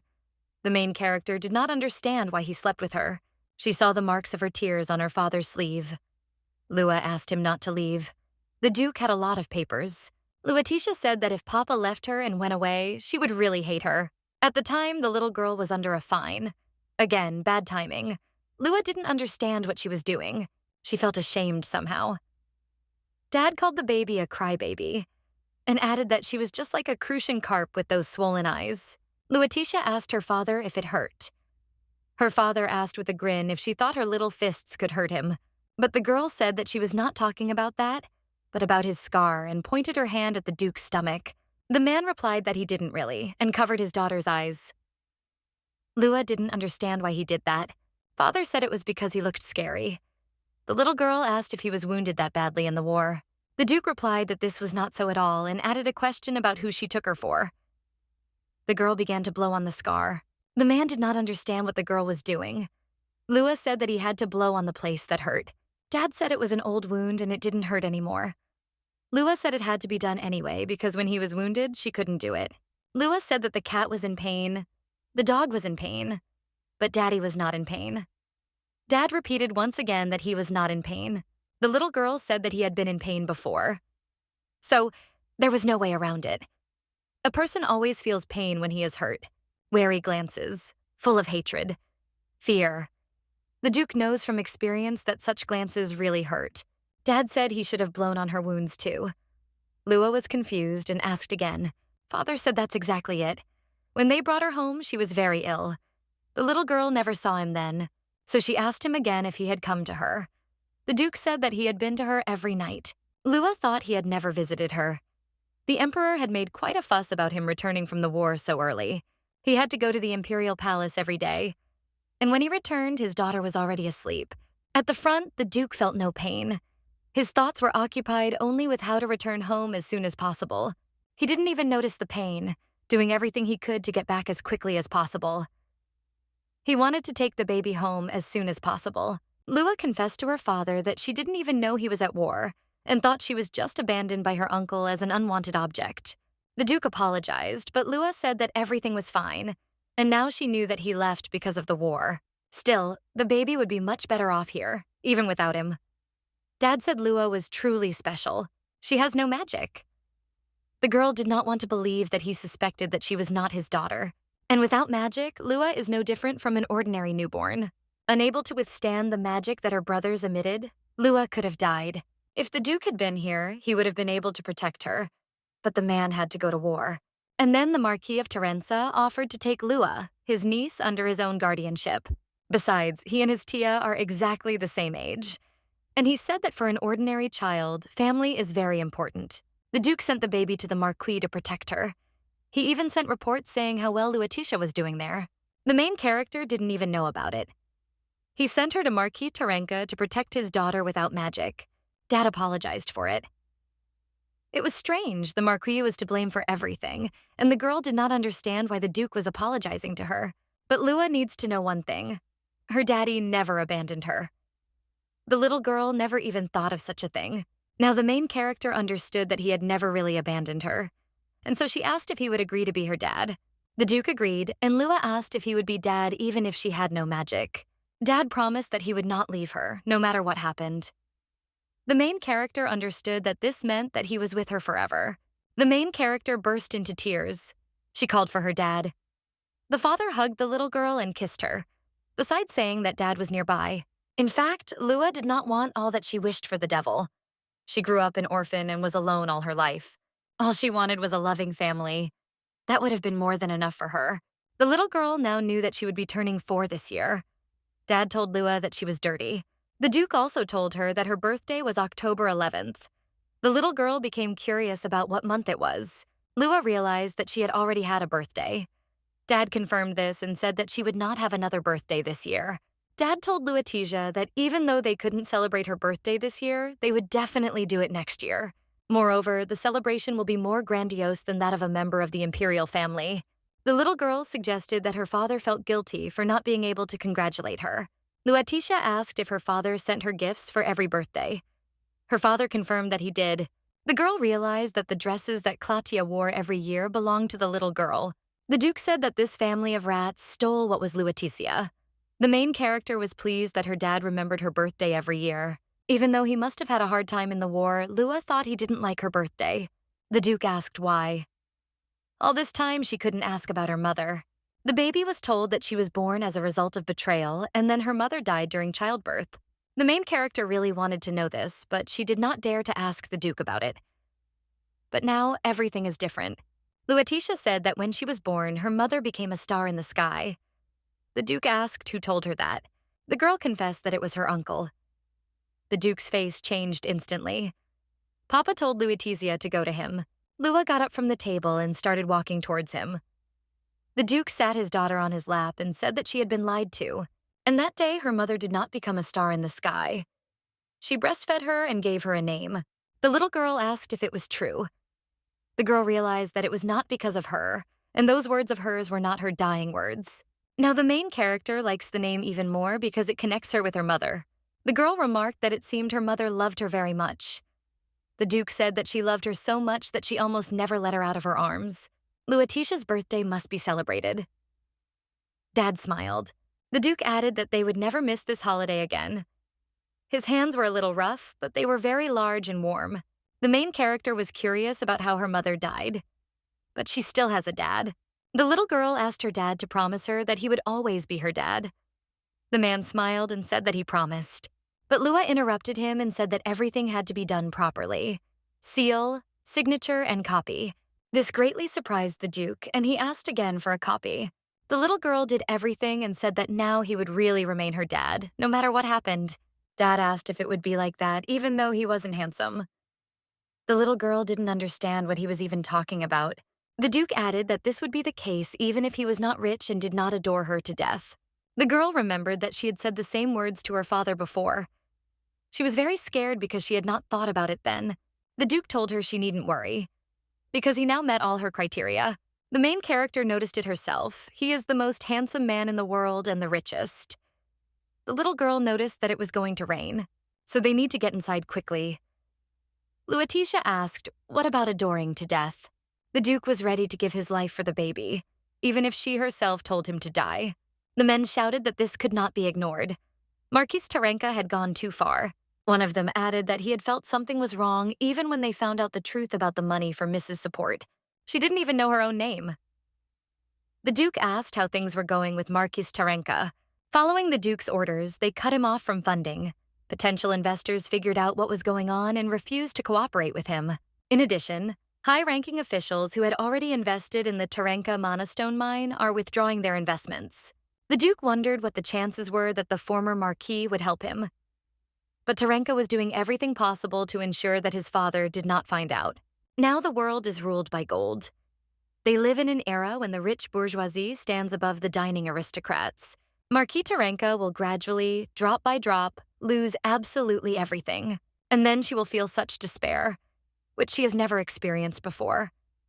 However, this is not enough for the Duke. The little girl was sleeping soundly in her bed. But suddenly a task appeared, which woke her up. Luetitia was very angry because she was only 4 years old and she was still a child and she needed to sleep. Or he was ready to answer for the fact that she would not grow up because of lack of sleep. The message said that right now, Duke Ferraton was plotting to take revenge on Marquis Terenka. The girl was very happy because the Duke personally wanted to turn the Marquis into a pancake. It was written there about the hopes that she was not happy, because there is a blow in the form of a refreshing soda. She must take revenge with her own hands. The main character, of course, loves to strike back in the novels, but still, what can a 4-year-old child be capable of? According to the terms, she had to take back what was bought with the stolen alimony. Lua had no idea how to do this. For completing the previous penalty is removed. Being a true Lu fan, she can't go on walking around with the stigma of a stale soda. Soda to battle. Lua accepted the quest. Now she needs to. The notification asked if she wanted to summon a novella using a rented novella. Lua had to say the name of the novel she was summoning. She decided to summon I Seduce 10 Men in the Reverse Harem World. The girl decided that she would summon one novella and take the power of the main character for herself. The main character assumed that it had already been summoned. There was now something written on the pages of the book. The little girl would never have thought that she would call this particular novel. In short, she abandoned it because of the boring plot, because the main character didn't even kiss anyone there. She didn't think she would get this novella out of her memory chambers herself. Live and be amazed. Although this phrase sounds strange coming from the lips of a 4-year-old girl, the notification asked if she wanted to extract the powers of the novel's main character using her ability. Her current level allows her to extract 5 abilities. Her level only allows her to use one of 5 abilities, so she must choose an ability. They had already tormented the poor little girl with their randomness, and it didn't allow her to relax in any way. But still, reading 1,000 novellas developed her instincts to the fullest. Lua believed in her hand. The main character decided to restore justice after that lottery with a measly win of 100 units of cash. She chose the ability, I'm not flirting. I just see your feelings. The emotional state of the chosen person will be displayed in a pop-up window for 3 hours. The main character was happy because she pulled out what she needed. It's literally the ability to read minds. But the effectiveness is reduced. Luetitia was very angry because she didn't understand what was wrong with her abandoning her. And she should have been warned about this in advance. The little girl calmed herself down because she thought that everything was not so bad. Bad. Because that's enough to deal with the Marquis. First, she needs to do some reconnaissance. The man said he heard that the duchy did not invest in the Marquis' business. Another man demanded that the Marquis return his money before he sued him. Everyone was waiting for answers from Marquis Terenka. He asked them to calm down because this was disinformation. They must look at the check with the Duke's seal. They must all understand that it is not a forgery. The men asked him again if he meant to say that the duchy was misinforming them. The Marquis said that was such a naive question, and they can judge for themselves whether it is profitable for the initial investor to allow many others to invest in the same business. And they would have to share the profits. They didn't understand if he was saying that the Duke wanted to monopolize the profits. And because of this, he spreads false rumors. The Marquis said that it was about the Duke, and if he wanted, a small lie would not play a big role for him. They couldn't argue because Duke Ferraton really did have a bad reputation in high society. The men asked for the contract concluded with the Duke as proof. He said that he could not show the contract to 3 people, and he asked if they would trust him after that, because in that case he could show outsiders their contracts with them. The Marquis asked if they really thought that Duke Ferraton had what is called justice and morality, ethics and benevolence. Physical evidence speaks louder than 100 words, and it is up to them to decide what to do with it. The men asked for time to discuss. The Marquis left. He did not expect the old men to be so meticulous, but fortunately it was only a matter of time. A maid came up to him and said that he had a guest. This surprised the man very much, and he asked again. On the threshold stood the daughter of Duke Ferraton, Luetitia. The Marquis was surprised that she came alone. The maid asked where to take the girl. The man ordered her to be taken to a glass greenhouse. The woman asked him again if he was sure. The Marquis said that the girl had probably run away from home because of the Duke's oppression, and he had to console her. And as soon as these old men decide on something, he must inform the Marquis. He decided to use this simpleton to squeeze more money out of the Duke, and then he would even declare that Faraton had decided to double the investment amount. He considered himself simply a genius because he had come up with a great idea. The man imagined the little girl telling him that he had a wonderful, beautiful garden, and that she would really want to go back to him, and that this little one had already lost her head from the beauty of the greenhouse. The Marquis wanted to pretend that he was comforting her, and she herself would want to return to him. But when the Marquis saw her, so beautiful and well-groomed, he was in complete shock. He did not understand why she was dressed in such a luxurious dress. He asked if the little girl wanted to meet him. The Marquis escaped himself that she began to look only a little better. The girl said that she came to return her money. She activated her ability. The object was the Marquis. The Marquis was very angry, and he asked what money they were talking about. When Lua repeated that hers, the Marquis immediately went wild. He rushed towards the girl and started calling her names. The Marquis was shocked and angry at her statement. Lua asked him to sit down first. The man doesn't understand what she's allowing herself to do, and how dare she turn her nose up at him. The main character was glad that he was her prey, and she decided that she had had enough of being called a flat soda. The guard thought the little girl was very cute. Lua said she wasn't going to be nice to the man who had been stealing her money all this time. The Marquis was shocked. He pretended not to understand what she was talking about and what kind of money she was talking about. Lua said he spent the money for her upkeep on his own, so it was theft. The Marquis called her an ungrateful upstart. The Marquis said that he could have thrown her out on the street, but instead he raised her almost as his own. The little girl thought that if she could read minds as easily as the heroine of the summoned novel, then everything would be easier. Lua said that the Marquis used her money to buy a mine with mana stones and the right to mine them. Faraton's investment. Lua said that one way or another, he still used the Faraton family's money. The Marquis feels ashamed that a little girl could reproach him. She said it was strange. He only received money from Duke Faraton for her upkeep. The Marquis said with horror that he had invested in his business, but did not give money for her upkeep. Tarenka was still angry, but at the same time he felt relieved. He had noticeably relaxed. Lua didn't understand why he would relax, because that's exactly what he should be worried about. She decided to add something about the mana stone mine. The Marquis did not understand that a little girl like her could know about the affairs of adults. Marquis Tarenka became worried. Lua was happy because she had hit the bullseye. She noticed that there was something strange about it. She had heard that he had convinced several nobles to invest in his business using the name of Duke Faraton. The Marquis did not understand what was so strange about that, because such a big business always requires significant investment. And anyway, it's none of her business. Lua asked why he was shaking so much. The Marquis was at a loss. Her words made Marquis Tarenka nervous. Lua said it looked like he was desperately trying to hide something. It was simply pitiful to look at him. The Marquis of Tarenka comes up with an excuse. The Marquis said that out of respect for their past, he decided to tolerate her antics, but he was tired of listening to this nonsense. It was written on his forehead that he was about to wet his pants. A man came up to the Marquis and said something in his ear. Tarenka said that he was too busy to listen to this nonsense, so he ordered them to get out. The guard couldn't understand how the Marquis could treat the young lady like that. Lua ordered him to stop. He couldn't just leave, because the main character has a task. If she fails, she will remain an ordinary baby forever. The right to mine and extract mana stones can only be obtained from the Marquis. She began to think about simply stealing the necessary documents. The guard said that it seemed there were other aristocrats in the mansion. Lua didn't understand how he heard it, standing further away than her.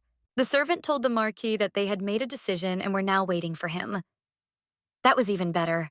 Lua said that they were coming because they were probably investors in the mana stone mining business. They were most likely in the Marquis's office. The time had come for the public execution. The material evidence was more weighty than any rumors. The Marquis did not understand where they were leading. They said they would not withdraw their investment. The Marquis was very pleased and thought he was hooked. This little brat spoiled his mood, but in the end, everything calmed down. The Duke's daughter came in and said that perhaps they should think about it some more. The Marquis immediately became angry. The girl greeted them and said that she was the daughter of Duke Feraton, named Lueticia, and had the honor of greeting such noble gentlemen. They were very glad to see her because the Duke's daughter was very sweet. One of them thought he had seen her somewhere before. The Marquis asked her what she was doing here and said that she should not interfere in adult conversations. The man said he thought it was forgivable. They were all curious to see what the Duke's daughter looked like. She asked again what she meant. What was worth thinking about again? Lua said that she was told that they were people of great intelligence and talent. The girl was confident that such responsible gentlemen would agree to listen to her, despite her young age.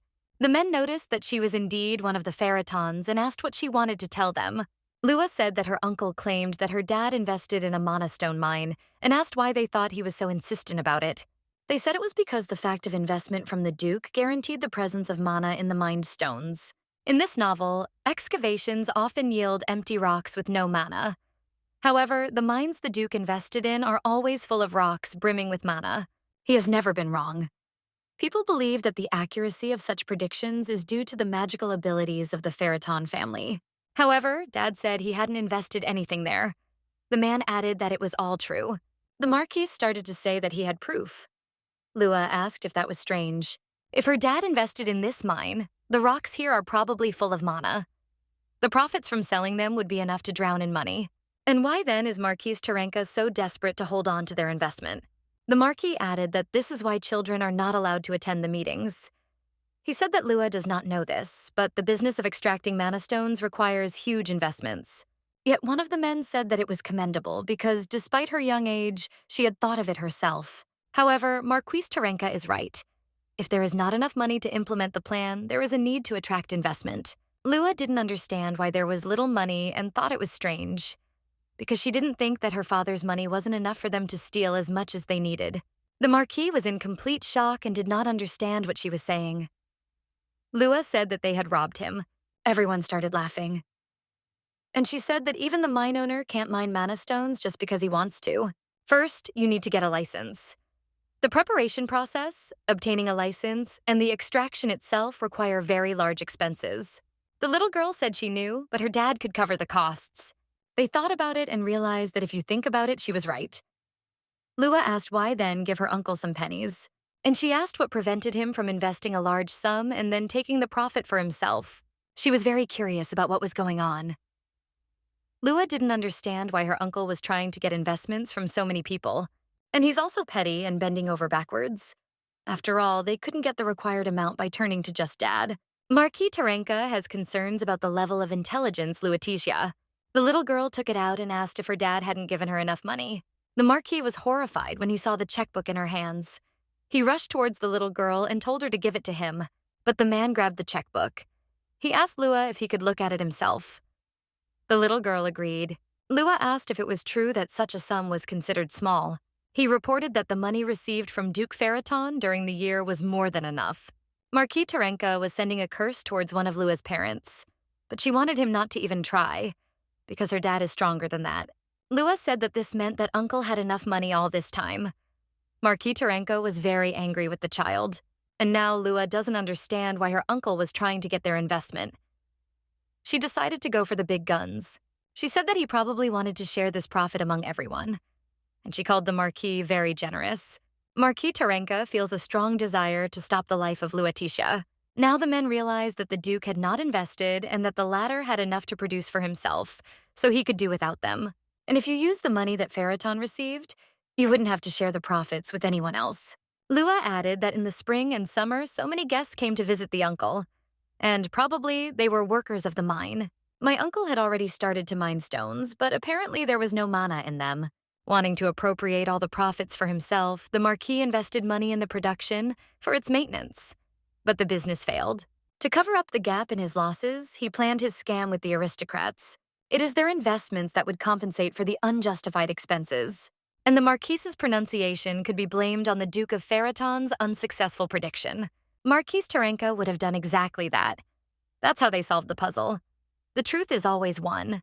Lua asked her uncle if he was ready to return the money and extended her hand to the Marquis, the money he stole from her dad. The little girl couldn't believe that he really wanted to transfer to her the ownership of the mine and the extraction of mana stones. The three angry aristocrats remained in the office. The Marquis was very angry because she herself asked him for it. Lua said this to preserve her dignity in the eyes of those uncles. But if the Marquis was going to make amends, would he really stop there? She wondered if he was serious or just joking. Marquis Terenka barely restrains himself from organizing a meeting between his fist and Lua's face. He was really shaken up. The little girl said he could have snapped back by stealing her money. Or he could have just been testing her. The Marquis clearly has no conscience, but he still has a desire to protect his reputation.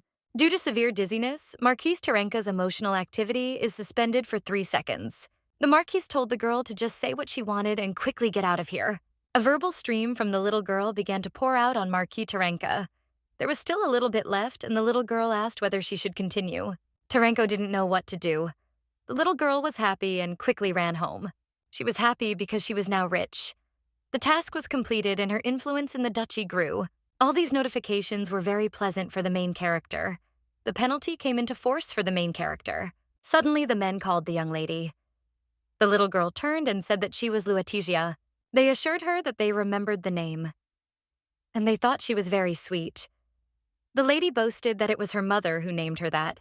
The man tried to talk about her name, but the little girl interrupted him and said that she was 4 years old. The aristocrat had never met a 4-year-old child with such a level of intelligence, and the family has excellent genes, hence the amazing heirs. And yet there remained only one mystery. Why the Duke gave money to the Marquis in the first place? Lua said she knew the answer. The little girl whispered that it was because her daddy loved her so much. The men thought she was just adorable. Lua said it was not a secret, just simple. The man noted that it was not surprising. After all, his daughter was really sweet. Luatitia said that she also adored her dad. The man asked if she wanted a cookie because her grandfather had a lot of things at home. The man added that Duke Delvatrin was not like himself, and he asked if she had charmed him so much. This little one saved them from huge losses, and he will certainly cherish her. Lua was surrounded by love. The guard told the lady that it was late and his lordship would be worried. The little girl said goodbye to her grandfathers. She said it was time for her to eat her chocolate cake. The men were the most charming. Duke Delvatron asked Marquis Schrodel what was the matter. The Marquis had a feeling that he had seen this little girl somewhere, but the man did not understand where, because all this time the Duke's daughter was hidden from prying eyes. The Marquis decided that he must have simply made a mistake and that this was unlikely to be possible, because they were very different. Children are so adaptable. Like a tree that grows differently depending on the soil it is planted in. Like a seed with infinite potential, he is very curious about what she will grow up to be. The guard said that she was simply incomparable, and he was very sorry that the lady did not have magic. But today he was even more touched than when the second eldest gentleman killed the monster at the age of 2. The main character was shocked that he killed a monster at the age of 2. The guard expected this from her. He is sincerely touched by the lady's eloquence. Lua wanted him to stop crying quickly and didn't understand why he was so sensitive. She decided to wipe the guard's tears. The Duke came up from behind and said that he looked good with his daughter and they cooed so sweetly, like a real family. The guard was very scared when he saw the gentleman, and Lua was very happy. Luatisha didn't understand why he was shaking so much and said that he might calm down when he stroked her cheek. The man wanted the lady to stop immediately and did not understand why her cheeks were so soft. Lua asked if he was feeling better and added that he was lucky that she was such a kind girl who helps everyone. The little girl didn't understand whether something was hurting him or whether he was just so deeply touched by all of this. The Duke wondered what need was being discussed. Lua noted that it did not seem like curiosity, but rather a thirst to kill. The guard begged to be saved. Lua also thought that Pap was interested in the limits of the human body. All the servants greeted the little lady very joyfully and welcomed her home. The man said that he would bring something refreshing right away. The maid said that the lady was probably very tired and asked if she would like to change her clothes. The little girl remembered that she now had a home to return to. She told everyone that she was back. It was a house where she was welcome. The Duke understood that his daughter was extremely dangerous, and Lua at that time thought that the cake was just a miracle. She is able to control others without even suspecting it. For example, right now, the Duke for some reason really wants to stroke this cute little head, and this desire is so strong that he is ready to break through the wall. The gentleman was asked what happened. The Duke said that everything was strange. The butler asked in horror if the problem was with the desserts, because he had not even touched them. But that's not what the Duke was talking about. He felt full just watching her eat. The man was absolutely serious in his words. He said that it seemed that his youngest could control the reactions of others. The servant did not understand how that was possible. The young lady has no magical abilities. This is the first time a child without magic has been born in the Ferriton family. He decided to call her ability crazy about her daughter, and added that, whatever it was an extremely dangerous ability. The Duke asked Lulu if she understood exactly what he wanted from her. The little girl said that she did. Well, here she is again awakening this furious impulse in the Duke. The ruler feels that his daughter's smile is causing devastating damage. He suggested that she check. The answers to these questions are extremely important. The Duke turned to Lulu and asked her what if someone decided to pat her on the head. The girl said that she did not want to, because it's forbidden. The Duke asked what if he tried to squeeze her cheeks.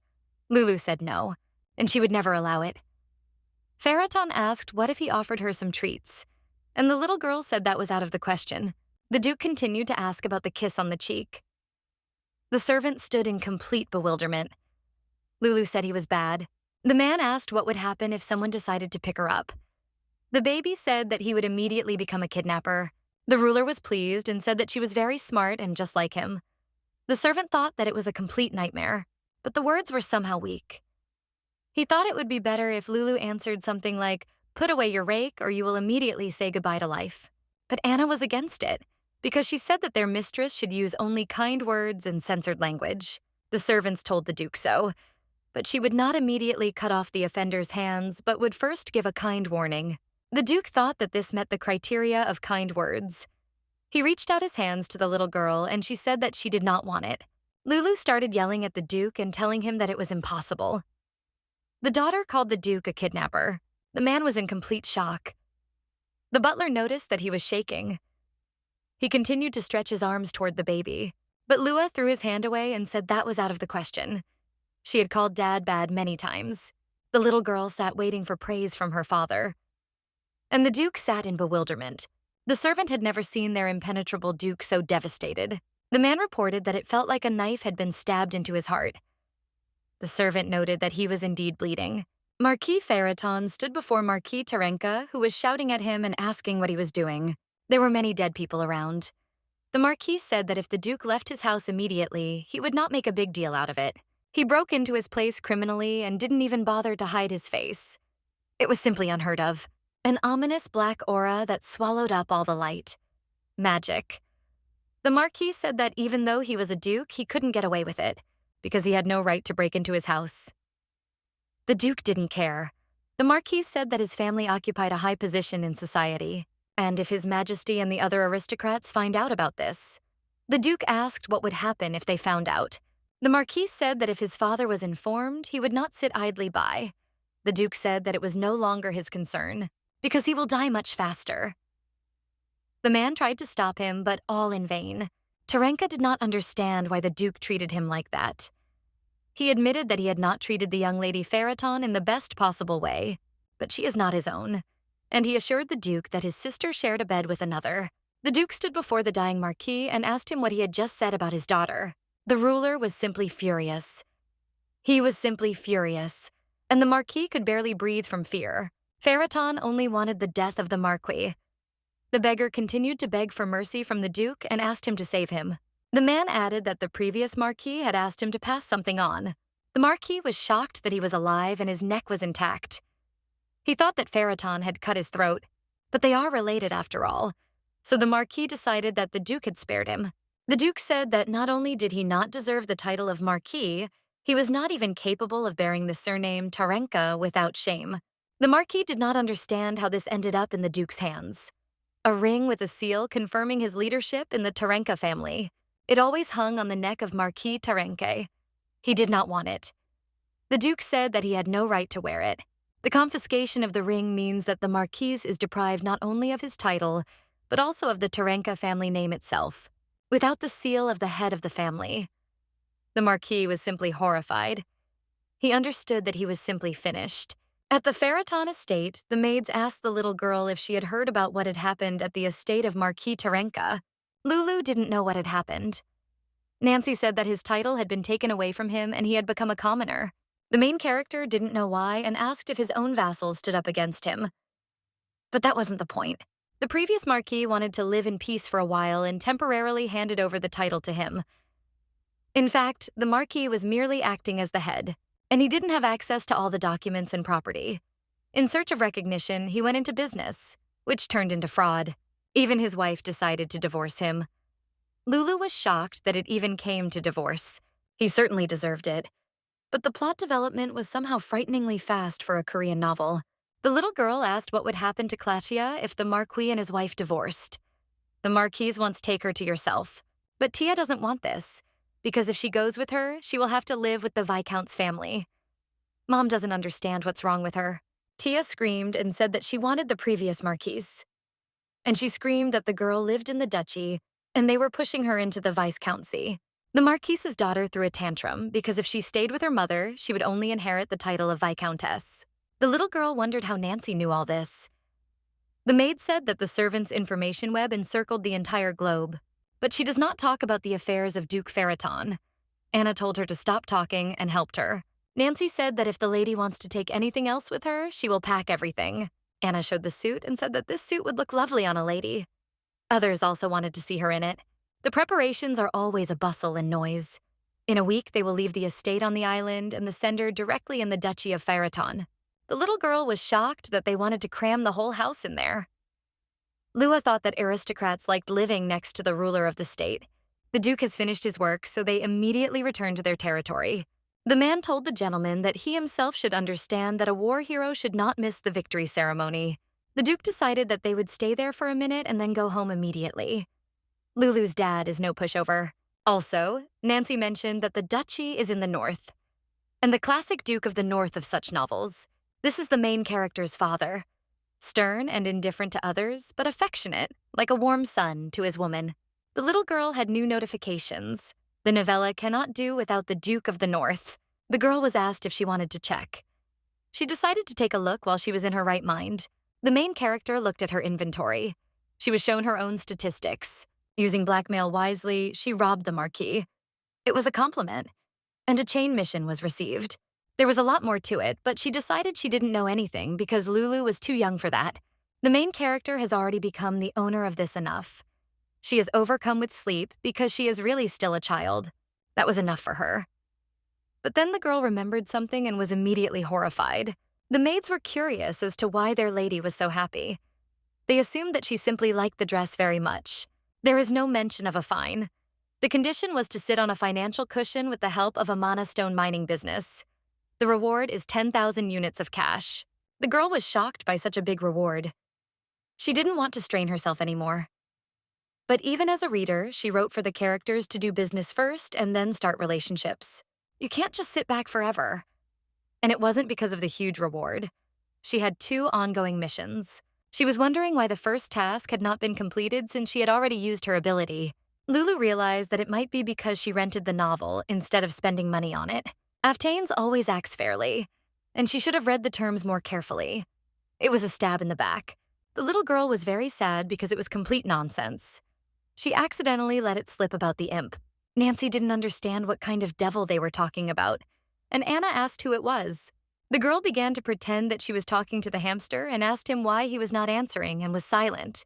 Nancy decided that she was simply crazy about the toy she was given and had not yet recovered from the shock. Their lady was such a sweetheart, and not at all like the young gentleman. Lulu thought about it, and then she remembered that the bastard had promised her handsome brothers. Considering how much she had suffered because of him, it was hard to believe that he would fulfill it. Although Lulu's dad really turned out to be cool, so the brothers must be amazingly good too. A new generation worthy of her handsome daddy. Lulu turned to the maids. Lulu asked them what kind of brothers she had.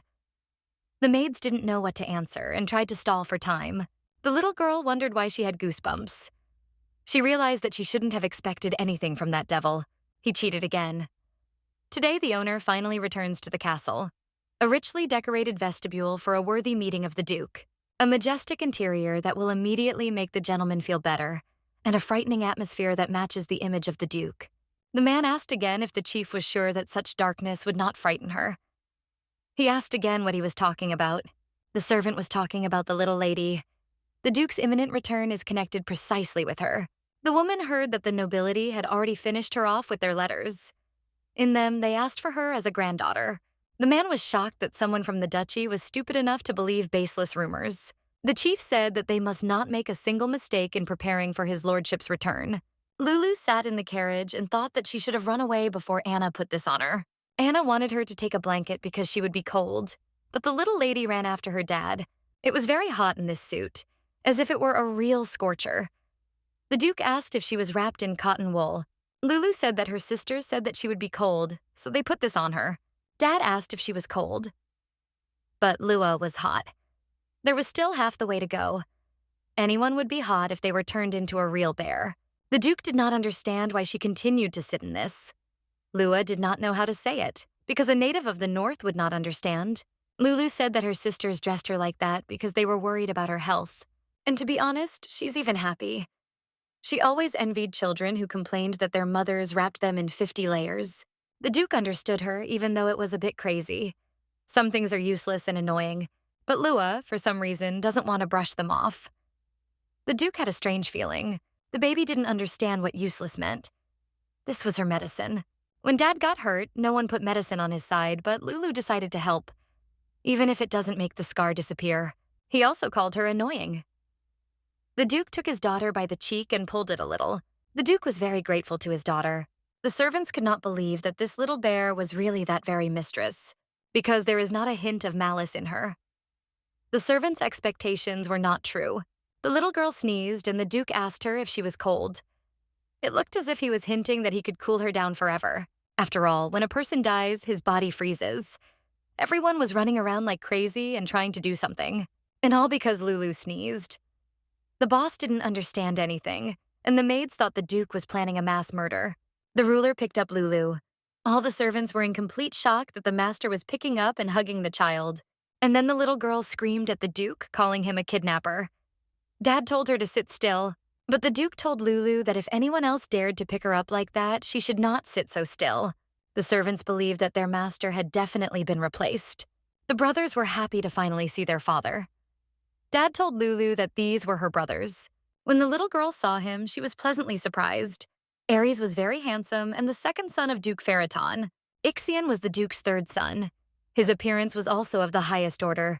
Lulu sincerely regrets giving this world 0 stars. A place where such beauty exists should get all 10. The little girl decided she needed to make a good impression. Dad told Lulu to say hello. The girl greeted him and said she was Luatitia. The boy remembered her. The main character was very happy because she thought that he knew her, and perhaps fell in love with her at first sight. But in reality, the little girl was making an innocent smile, designed to make a good impression. The boy asked if she was the weakling. It was Ixion, and his character level immediately dropped to 0 for Lulu. The Duke called Ixion because he was about to leave for his room, because he thought that just saying hello would be enough. Ixion advised to be careful because weaklings die quickly. The little girl was simply terrified. Ixion's intimidation level rose to its limit. Lulu took back her words about the 10 stars.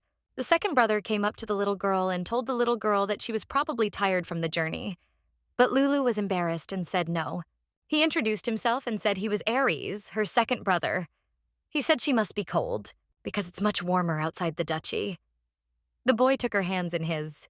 Lulu said it was okay because she was dressed warmly. Ares said that despite that, her hands were icy. Ares said he wouldn't let his little sister freeze. All his stats immediately went up. The little girl looked at him like he was a star and was in complete shock. There was a real ray of light in front of her. She was very grateful to the little devil. But he thought that she had drawn conclusions too early. The cold north is not at all suitable for a fragile 4-year-old girl, but Lulu lives here quite well. This weather is just perfect for enjoying the hot springs. She never dreamed of this in her previous life. Anna told the ladies that they needed to dry their hair because it was fashionable to catch a cold. Now that Lulu was warm and changed, she was ready to see her brothers. Lulu said hello. Ares was glad to see Luatitia. He called her to sit with them. Ares, the second eldest brother who greeted her so warmly on the first day. Ixion thought she was very annoying. He thought that yesterday they had said hello and that would be enough.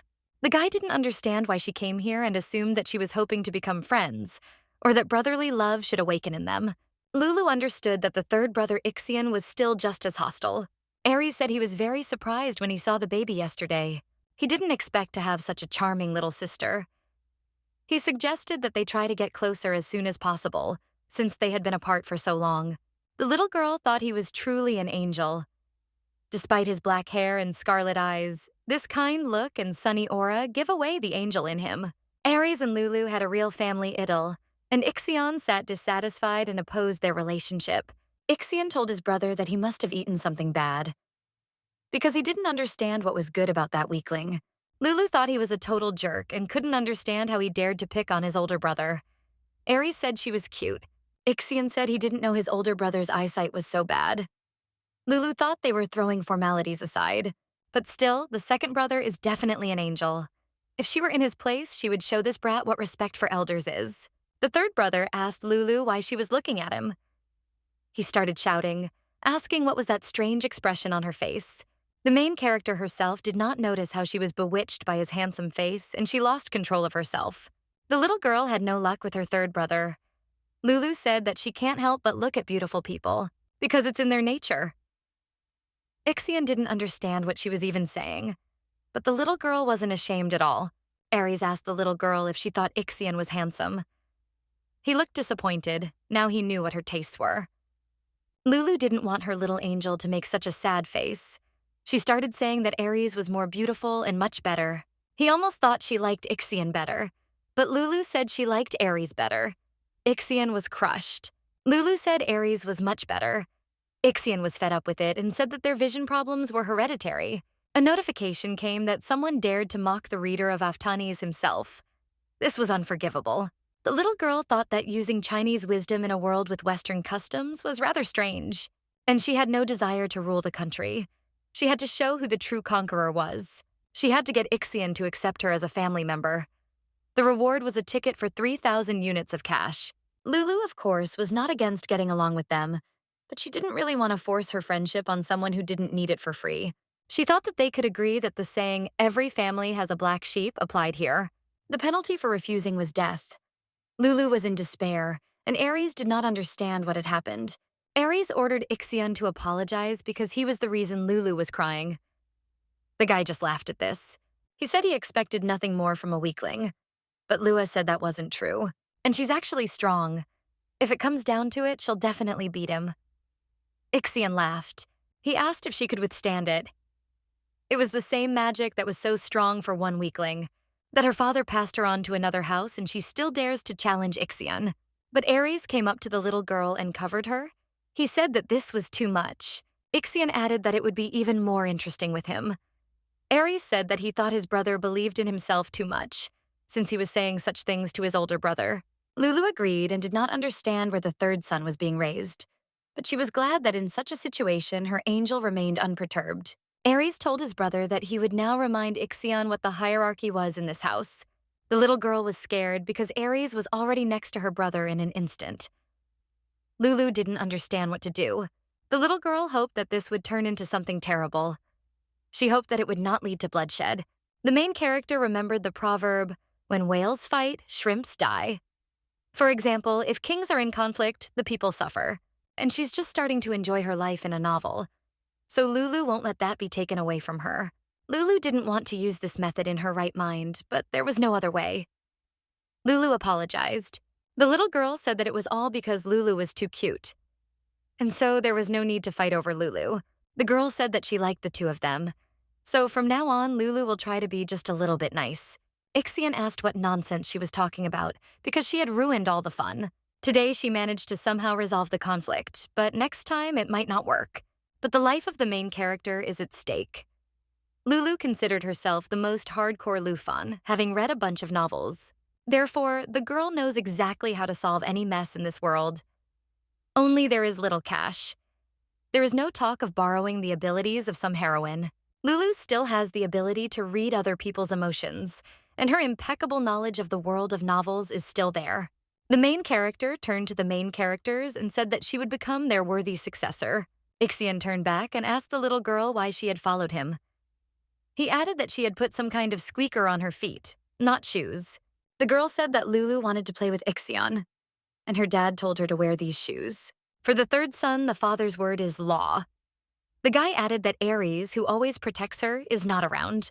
Ixion said that if she wanted to play with him, then they would finally see if she could withstand this magic. Ixion is having a blast, and he can't wait to see the girl's reaction. Ixion immediately became confused, and something began to worry him. Lulu asked her brother if he would really play with her. Lua was very happy. Ixion was shocked. He thought she was weak and asked if she had lost her fear. The little girl suggested playing tag. Ixion was supposed to lead, and Lua started running away. The guy was shocked. He thought she was completely... Everything was going according to plan. Strategy against the older brother. 1. Don't give up, no matter how many times you're rejected. 2. Always smile at him. Ixion's sister is already living her second life. Lulu learned that he would threaten her with his magic. 100 years wouldn't be enough for such a brat to learn how to intimidate adults. Lua won't fall for such childishness. The girl started to fall, but decided not to panic because it was a common cliché when an older brother appeared and saved her. But Ixion thought that she was daydreaming because she had no business jumping around like a mountain goat. Someone grabbed the baby. She exhaled. It was Ixion after all. He said he knew she was a clumsy tart. The little girl thought that meant he wasn't that bad. Or maybe he just gave in to Lulu's cuteness. He despises himself, not understanding why he caught Lulu. Ixion felt very irritated. It was visible even without glasses. She asked her brother if she irritated him. The guy answered positively, but Lulu just wanted to be friends with her. Ixion was shocked. The father appeared from behind. The guy has seen this many times already, but still can't get used to how he becomes with her. Lulu asked her dad if he was done with work for the day, but her dad said he wasn't done yet. The little girl understood that this meant that he had no time for Yum. Yum with her. Dad stroked his daughter's cheek and said that she would always have time for Yum. Yum with her. Ixion was simply in shock. He did not understand what Yum was. Yum. The guy decided that he had problems with his hearing due to nerves, and all because of this lump of cotton candy. Dad asked Lulu if she had been with Ixion all this time. Lulu said yes. The father asked again if he had been making fun of her. The boy understood that if she told on him, he would have no way to get out of it. After all, it wasn't the first time he had intimidated her with his magic. So he decided that it was better for him to confess. Ixion turned to His Highness and said that he was right, but Lulu interrupted him and said that everything was fine. Lulu said that no one made fun of her, and Ixion even played with her. And she had so much fun. The guy was shocked that she was having fun with him, and he didn't understand what she was talking about. Dad asked if it was more fun. The little girl asked again, and he asked if she had more fun than with him. The baby's legs were hurting. Ixion had been an eyesore for several days in a row, and then suddenly it seemed to vanish into thin air. Lulu tried to find him, but the duchy's estate was huge. And what's worse, she had completely used up her ability to read minds. And precisely at the moment when she desperately needs to follow in the footsteps of the main characters, the task will not complete itself. First, she had to meet this asshole, and he had disappeared into thin air. She felt herself getting older because of it. Ares apologized and said he couldn't help but laugh. The little girl didn't even notice him at first. The boy didn't understand why his little sister would age at such an age. Apparently, the problem was not an easy one. Lulu told Ares that life is hard, basically. Ares added that she sighed very charmingly, and yet his heart bleeds when he sees his little sister restless. So Ares asked if she would share her worries with him. Lulu said that Ixion was always hiding from her. Lulu said that she really wants to be friends with him, because otherwise she will just die. And all he does is complain about how she pesters him and calls Ixion a meanie. Ares adds that he didn't know she liked Ixion so much. Ares was even a little jealous. Lulu said that Ares was 100 times better than him. The boy asked again if it was true.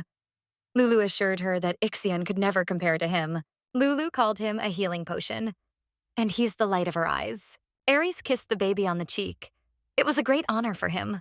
Lulu was scared and shocked. In this world, there was a handsome brother who adored his little sister. She gave him not even 10, but 100 stars. The little girl called him an angel, but her face immediately changed. Ares did not understand what had happened. Lulu said that the column just cracked. And for no apparent reason, Ares told Lulu to go with him to the estate. She was shocked that they would just leave like that. The baby ran away, and Ares looked towards the column with a smile. The girl sat sadly at the table. Anna asked if everything was okay with her lady. Ixian at all lately? The maid said that the young master always avoids crowded places. But before that, she had encountered him. The maid said it was nice, and added that apparently Ixian had not avoided her before. Lulu realized that it was turning out that now he didn't even want to show his face to her. She couldn't believe that her attempts to get closer had only driven them further apart. The Create Yourself a Loving Brother project.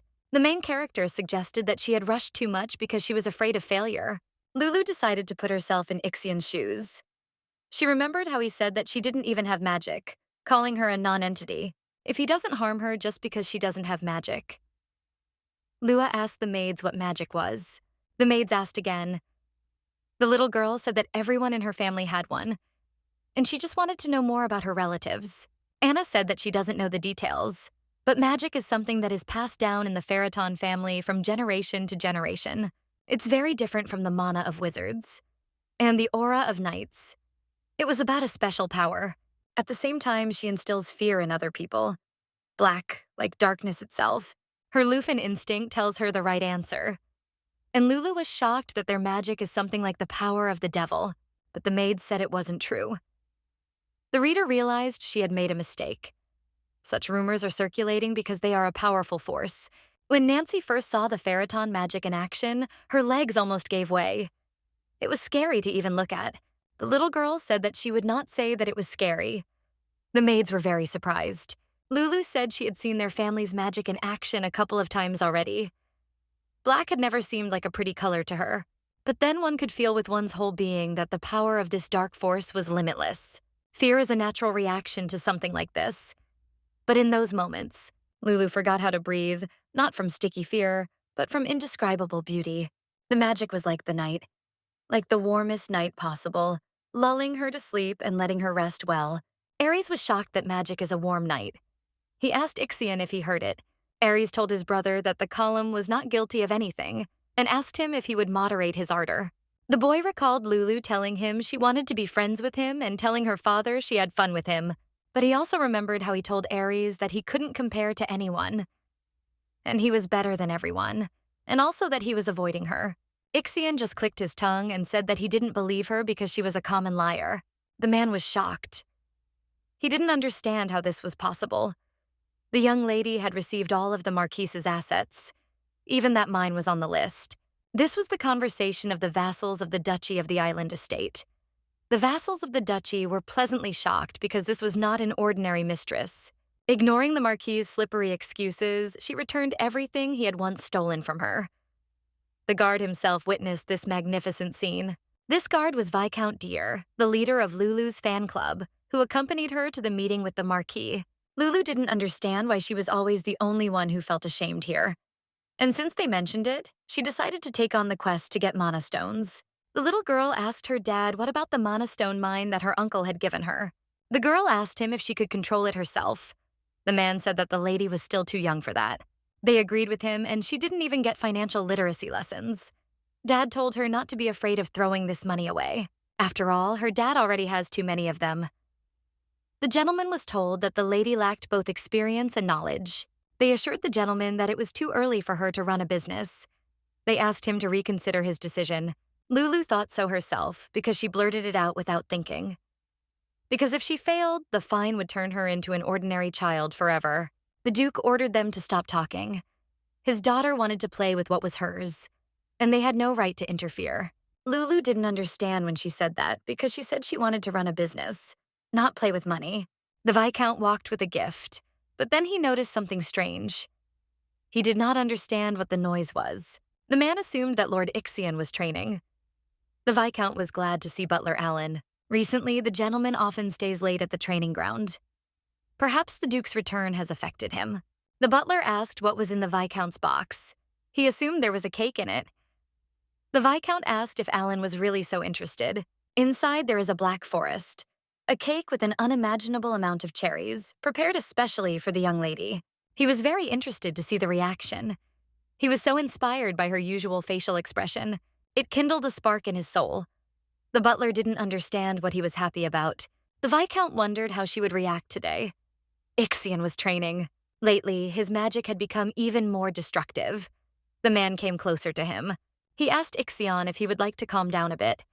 The man asked if he was doing this because of the young lady. Ixion called that man a pathetic creature. It's natural to be afraid of magic. It's a normal reaction. The boy thought about the little girl's words about magic being like the night. He thought it was a lie. Just a blatant lie. A lie with which she wants, like a parasite, to attach herself to the strong and survive. All weaklings do that.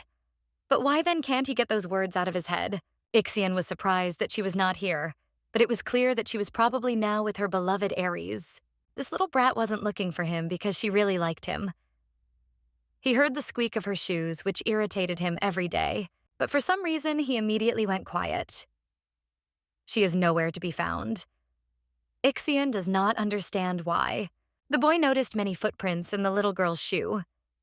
He believed that this was the fate of weaklings, because they can't even defend themselves. Ixion always thought so. And he must think so now. But now he wanted to find, catch, and seize them right now. He found them. Ixion asked them where they came from, calling them pathetic insects. The guy dealt with him with magic. The baby was covered in their blood, just as he thought. It was all a lie. The way she pretended not to be afraid. The fact that she understands everything, what she likes, her smile, the desire to always follow him. The little girl crawled to her brother and thanked him for saving her. Even at such a moment, she carefully chooses words that will bring her benefit. Ixion considered simply killing her right then and there. He said Lulu was shaking with fear. He's in such a bad mood that he's ready to do anything. It was clear from her face that he caught her off guard. Lulu said with tears in her eyes that she was scared, calling him a dumbass. She was very scared and asked him why it took him so long. Ixion didn't understand what it was. It sounded like she was counting on him, as if for her, his appearance was something self-evident. She threw herself into her brother's arms. He felt the warmth. She began to cry in her brother's arms. The guy thought that if she continued to cry so bitterly, she would melt like cotton candy. This had never happened before. All the heirs of the Ferriton family were born with powerful powers. Therefore, they did not need protection from kidnapping and could move freely around the duchy's lands without an escort. Just like Luatisha that day. A kidnapping right on the estate grounds is simply unthinkable. Accomplices among the servants should be immediately sought. But at that time, everyone was at their workplaces. The Duke asked if they wanted to say that no one was to blame for the kidnapping on the territory of his own home. His lordship ordered them to ensure the safety of his sister, and they couldn't even do that. The guy asked how they would be punished for the fact that because of them, Luatisha's life was in danger. The man said that they were certainly right, but they decided to start discussions when they caught the criminals. These two were undoubtedly mercenaries and were working for a client. However, the problem is that they are both dead, and they cannot question the lady. Lulu came into the room and said that she could. Everyone was shocked that a lady had come. Dad asked the little girl why she came because he told her to rest. But Lulu said that she had already rested. The little girl told her dad that she would answer all the questions and did not understand why he did not ask her about everything. The Duke said there was no need to force the child to remember that horror. But Lulu said she was also a Ferriton. Besides, Lulu seems to have an idea who the culprit is. She has been given the task of finding out who the criminal is. The little girl said that right before she was kidnapped, someone sent her to Ixion's training ground. Dad asked who it was. Lulu pointed at the Viscount. Everyone was shocked because the Viscount was practically carrying her in his arms. Although he looked at the young lady strangely, the man was shocked by these words. The Viscount said he wouldn't dare and wouldn't even touch a speck of dust. She told him not to try to play on her pity. Such matters are settled by simply checking the facts. Uncle Dear told her that Ixion was at the training ground. She asked the assistant uncle if it was true. The man said that the young master had come for afternoon training. Lulu asked Uncle Dear when he knew Ixion was there. He said that when he went to the lady, the clock was just after 3. The little girl asked how long Ixion had been on the training ground. Not even 10 minutes had passed. The young master vented his anger and left. It turned out that by the time Lulu finished her dessert, Ixion was no longer on the court. But the Viscount interrupted her, saying that he did not know this and thought that he would stay there longer. Lulu noticed that Ixion had an extremely fickle nature. Schedules and plans are definitely not his thing. Who else but Lulu, who had been trying to keep up with him for so long, would know about this? And also because of his eternal hostility towards others. Few dare to come to the training grounds while he is there. Lulu said that if she went through the main building as usual, she would probably run into Ixion. But on the advice of Uncle Deer, she went to her brother through the eastern one. The servants were whispering about something. Because of her route, there was no way she and Ixion would cross paths, unless he suddenly decided to turn back. The men agreed that they really couldn't. As a result, Lulu ended up out of Ixion's sight. The location was perfect for her abduction. They wondered if he had sent her there on purpose. They called him a vile kidnapper. The Viscount began to shout that it was not him and that he was not guilty of this, because he's loyal only to the Duke, to the marrow of his bones. Lulu said she knew. Lulu asked him to tell her now who it was, who the real criminal was. The Viscount was shocked and asked what she meant and what name. Lulu said that he should tell her the name of the criminal. The little girl asked Uncle Deer to think carefully, because he knows exactly who it is. The man was shocked and didn't understand what was being said. And then it dawned on him. A couple of hours ago, he was telling the butler that he was bringing a cake to the lady and said that he couldn't wait to see her reaction. The butler asked whether she would eat it in her room or somewhere else. The Viscount thought that the lady could do with some fresh air, and the man added that she also liked flowers. The man was surprised. And he said that in the eastern garden there was a gazebo with a warming spell cast on it. The Viscount ordered the butler Alan to prepare that gazebo. A very wise decision, the butler noted. He was sure that the lady would like it very much. The Duke ordered that this creature be brought immediately. Ares was impressed with his sister. He said that she was very smart in them. The little girl was in shock because the butler's guilt had not yet been proven, but he was already praising her. Ares seemed convinced of this. The man brought in Alan, the butler. He screamed to be let go. Alan told the Duke that there was some mistake, and he only recommended a place for tea to the Viscount. A man came into the room and said that they found a kidnapping request in his room, and there was an unidentified communication object hidden there. Alan began to tell the Duke that she had been set up. The Duke ordered him locked in the Ice Spikes Tower, and he will personally conduct the interrogation. Everyone was shocked by how the lady figured out Alan the butler. To go through such horror and then immediately calmly sort out the past. And this very lady, their tiny, baby-like, and truly brilliant lady, believed in his innocence, although the main suspect was the Viscount. After all, the idea with the gazebo belonged to her. And he also said about the lady's training ground. Everyone thought he was crazy, but he was very young. But she believed him. And even asked who the real criminal was. It was not an easy question. The Duke ordered him to be taken away. The little girl thought that this was not true at all. Lulu believed he was partly right. Her guess was based on his common sense. Viscount Dyer was the last person she saw before the kidnapping.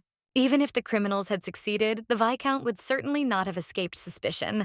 She could not believe that the man who had personally seen her take out the Marquis of Terenke would have taken on such a risky role only if he had been like her uncle. Now that the criminal has been found, it is time to execute those who dared to neglect the safety of her daughter, and they had already forgotten. Lulu told her father that it happened because she wandered wherever she wanted, and that it had nothing to do with them. The Duke said that she had every right to wander where she wanted, because this was her home, and they were needed to ensure that nothing threatened her here. She's smart, so she can understand what he's talking about. Lulu realized it didn't work, but she had no choice. The little girl said that he wanted to scold them because Lulu didn't stay in her room, and that meant that it was all Lulu's fault.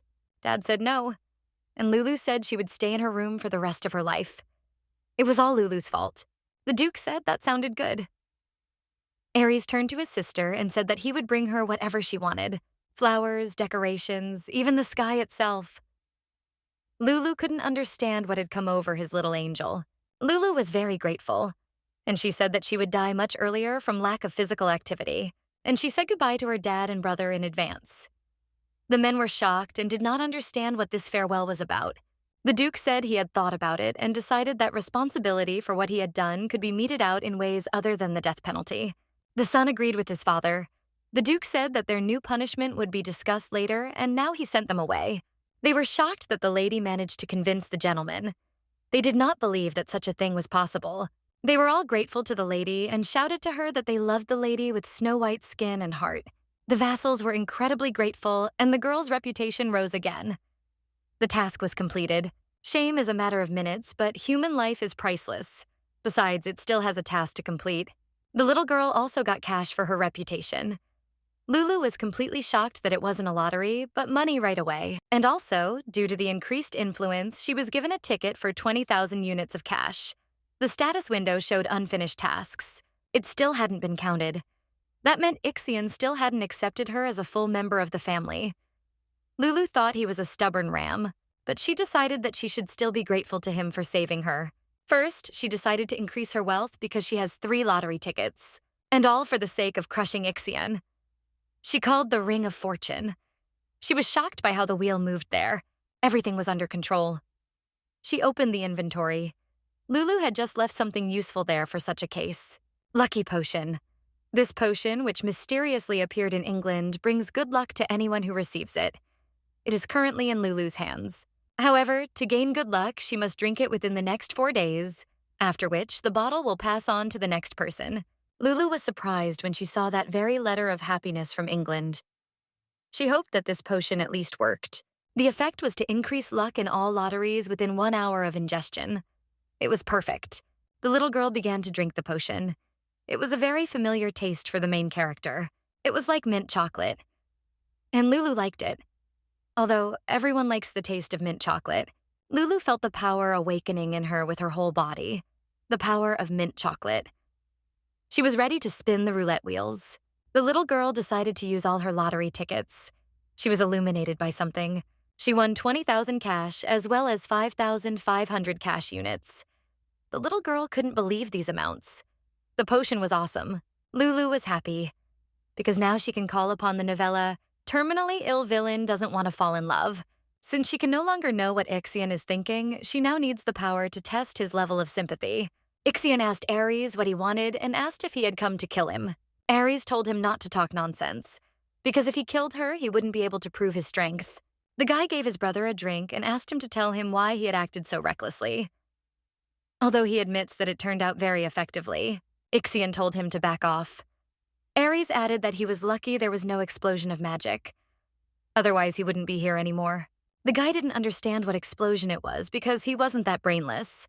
But it wasn't just a matter of common sense. Because if he had allowed that to happen, the cotton candy would have died too. Ares added that he wondered why he didn't let Lulu in when she came to visit him. She was so sad. Ixion chased him out of the room. Ares said it was amazing. He never thought he would open up to her. The younger brother thought that his brother had completely lost his mind. Ares resigned himself to the fact that he was saying no and closed his brother's eyes. Ixion felt his drained mana quickly replenishing. The boy did not understand why Ares would help him recover. Ares said that he was his beloved little brother and he could abandon him in trouble. Ixion said that was a lie. The brother told Ixion not to lock the door just because he didn't want to show his weaknesses. He said that Luatigia was desperate to see him. Ixion was very annoyed with his older brother, and what was even more infuriating was that he was the one who helped her get better. He thought about his brother's words about Lulu missing him. It is very easy to find cotton candy. After all, this little guy immediately attracts attention wherever he goes. He saw the little girl in the window and thought that she was being impudent and decided that he should go and scold her. If she believes that a person is obliged to see her, she only has to want to. But his legs are already carrying him towards the cotton candy, as if it were something self-evident. It was a strange thing. He couldn't believe that she wasn't afraid of him, even after she'd seen that bloody mess. Most people almost lose their minds at the sight of black magic balls. He didn't want cotton candy to shake in fear of his powers either. Ixion was shocked at himself for thinking this. He didn't understand why her opinion should even bother him. He decided that it made no difference how this girl reacted to his magic. Exactly. Even if she fell right in front of him, bleeding, he wouldn't care at all. Lulu started bleeding from her mouth. The maids were very scared. She started falling, and Ixion went towards her. The little girl saw her brother running and mentally told him that there was no need to worry so much and that everything was fine with her. And it's all just because of a new ability. The main character decided that she would pause to talk about the power she chose. The essence of Lulu's new ability is in its name. Cough, cough, I'm getting better. The blood meant that her illness was beginning to subside. This ability is of a villainess whose curse becomes weaker the more people love her. Coughing up blood comes from love for her. The fact that the main character started bleeding as soon as Ixion's magic touched her was just great. The brother asked what was wrong with the child. This reaction of her body proves his love for her. Lulu's immunity improves. Fatigue disappears. Lulu told him not to worry so much about her because she was really fine. The baby lost consciousness after these words. He tried to wake up Luatisha. The girl wanted him to stop shaking her because her head was already splitting. She was very sleepy. Lulu was sleeping in her room. Her dad was next to her. The doctor said that the results of the examination showed that everything was fine with the lady. And even if she has no magic, the blood of the great Ferriton family still flows through her veins. That's why they beg for mercy. They assumed that all the negative energy had left her, and to get rid of such filth, a huge concentration and the lion's share of resources was required. Since the lady is still young, her body simply could not withstand the overload. However, she should soon wake up completely healthy. The Duke did not understand why she could not live a day without driving him crazy with worry. First the kidnapping, and now the hemoptysis. And not only that. When he had just returned from the war, he saw a starving child in front of him in a hideous state. Dad thought that if he just fed her up and dressed her nicely, everything would be resolved, that his presence alone would be enough. However, Lulu wants more and always creates problems. Despite this, just saying her name, he feels an unprecedented sweetness in his mouth. The Duke could not believe that a person like her existed in her world. He was ready to protect and pamper her until the end of his days. Ixion was sitting under the room. He heard his father leave the room. He said it was all because of him, because he was constantly using magic around her. Even if it wasn't a magical attack, her body couldn't handle his mana in any form. Even knowing this, he still continued. The Duke saw him act like a lost child for the first time. He asked him if his son knew why he had sent Lulu to another house. Ixion said he knew, and it was to protect her from magic. Only now he was back home. And while the Duke is here, no one can harm Luatija with their magic. But one day, Ixion completely covered her with his spell. And he did it on purpose, to test her. Tested her over and over again. Because he wanted to believe her. I wanted to trust my sister and love her with all my heart. Ixion is just a pathetic coward. A coward who is afraid that if he fell in love with Luatisha, she would hurt his feelings. Fearing this outcome, he rashly wounded her, causing pain. Although, in fact, long ago fell in love with his sister. The boy began to cry. Dad told the boy to look after Luatisha. Ixion asked again if he could do this, but he himself said that it was impossible, because he can hurt the baby if he is around. Dad called him an arrogant boy. He asked him if he thought that his father was not able to protect her, even if he poured out all his reserves of magic on her. Ixion said he didn't think so. The boy stood in front of the door, very worried. He felt a strange feeling. The guy felt something like this for the first time. Ixion entered the room. The boy stroked his sister's cheek. He said that if she suddenly died, he would definitely kill her, but he immediately changed his mind and said that he would not finish her off. So he asked her to open her eyes because it is all his fault, and he confessed to her that he also wanted to be friends with her. The chills pass and the internal organs are strengthened. Lulu thought that since they had crippled her, they should at least treat her properly. She was glad that the amount of fat had decreased. The baby was surprised when she saw Ixion. She remembered that she had fainted. Lulu asked him if he had been looking after her all this time. The guy said she was such a weakling that he simply had no choice. She didn't have a fever, and the guy's soul suddenly warmed up. It seemed to the little girl that he was just an arrogant kid. She didn't know what kind of life he had lived up until then, but one thing she knew for sure was that his past had left a deep scar on his heart. Lulu said that she had been all alone for a long time, which is why she now clings to others so desperately. She prayed at night for someone to be with her. Lulu wanted a real family, and the little girl thought that she was simply afraid of loneliness. But that was not the point at all. When someone is next to Lulu, she becomes stronger. Her soul becomes warm and joyful, and flowers bloom from happiness inside. Ixion needs such a person too. Someone who will be there no matter what, a support who will always support her. Lulu turned to Ixion and the boy asked what was wrong. The little girl told him that she needed him. The guy was surprised. Lulu asked him if he would become her older brother. He thought for a moment and said that she was weak. She's weak, so from now on he'll protect her, and he'll become her older brother. The task was completed and the mental state of the object of her task stabilized. The main character has incredible influence on one of the characters, who is able to change the future. Ixion acknowledged her as his sister. The baby could raise her stats. Now Lulu truly became part of the family. Lulu offered Ixion to sleep with her. The guy was shocked by this. Lulu said that big brothers should put their little sisters to bed. Ixion agreed because she was weak after all. Lulu told her brother to pat her head. The little girl was glad that he actually stroked her. And now he asked her to roll over, do a backflip, and clapped her hands 3 times. Ixion asked the little girl if she was tired of living. Lulu was upset because he didn't buy it. Luatisha wished her brother good night. But the boy still wished her good night too. He took the little girl by the hand, and together they closed their eyes and fell asleep. The little girl did not understand where she was, assuming that she was in a dream. That same little devil greeted her. He said he believed in her all along.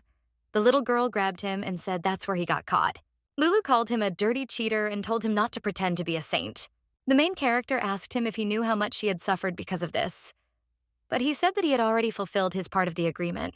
She was born into a rich family, she has a handsome father and brothers, and he gifted her with abilities. Lulu thought about it and agreed with it herself. But she immediately told him that he expected it, but it was not so. The messenger said that this was too much because she always gave him 0 stars. But once she sees his pretty face, she doesn't spare even 10 stars. He knows everything perfectly well. Lulu thought that there was nothing unusual about it, and if he was unhappy with something, then let him work on himself. The messenger said that when he returns his body, she will definitely deliver it to him as well. He didn't say anything important, and time is running out. So it's time for him to go. Lulu didn't understand what he was talking about.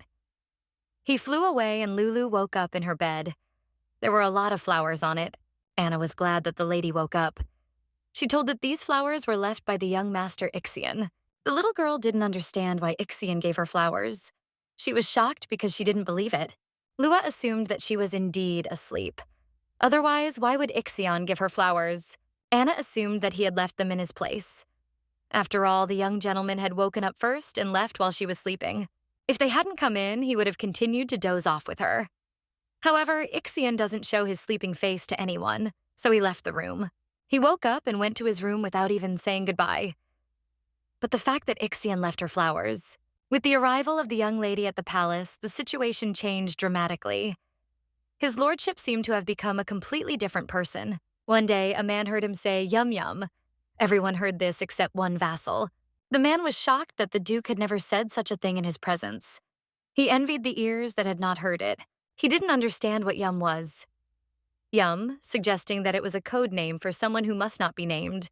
In general, the more important thing is that his lordship values his daughter very much. She was able to get hold of the Marquis of Tarenke's fortune. However, considering the mine's unprofitability due to the empty mana stones, the young lady is still a child when it comes to business. She has achieved a lot at the age of 4, and she hasn't even started the training that every heir goes through. Someone heard that there is already a claim for the position of her assistant, presumably the Viscount. After all, Deer is a genius among geniuses. Even if he is not all there, he achieved the title only thanks to his skills. Considering that the young lady did not possess magic, he thought that she would not be able to influence the succession system in any way. However, the picture is quite different.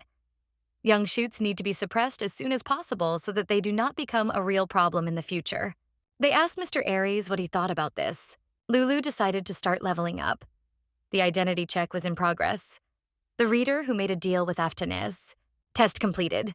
The ability level has been increased and new functions have become available to it. The list of works function was opened. Lulu was glad that she was now allowed to call up her old novels without spending cash on them. And the reader can also add a new ability. In this transparent crystal, the reader did not end up in this world by chance. Lulu did not understand what it was about and why she was not here by chance. She was chosen because her comments were the most popular. So she must prepare herself for the moment when the light fades and the world is plunged into the embrace of darkness. The little girl didn't understand that it meant the apocalypse was coming.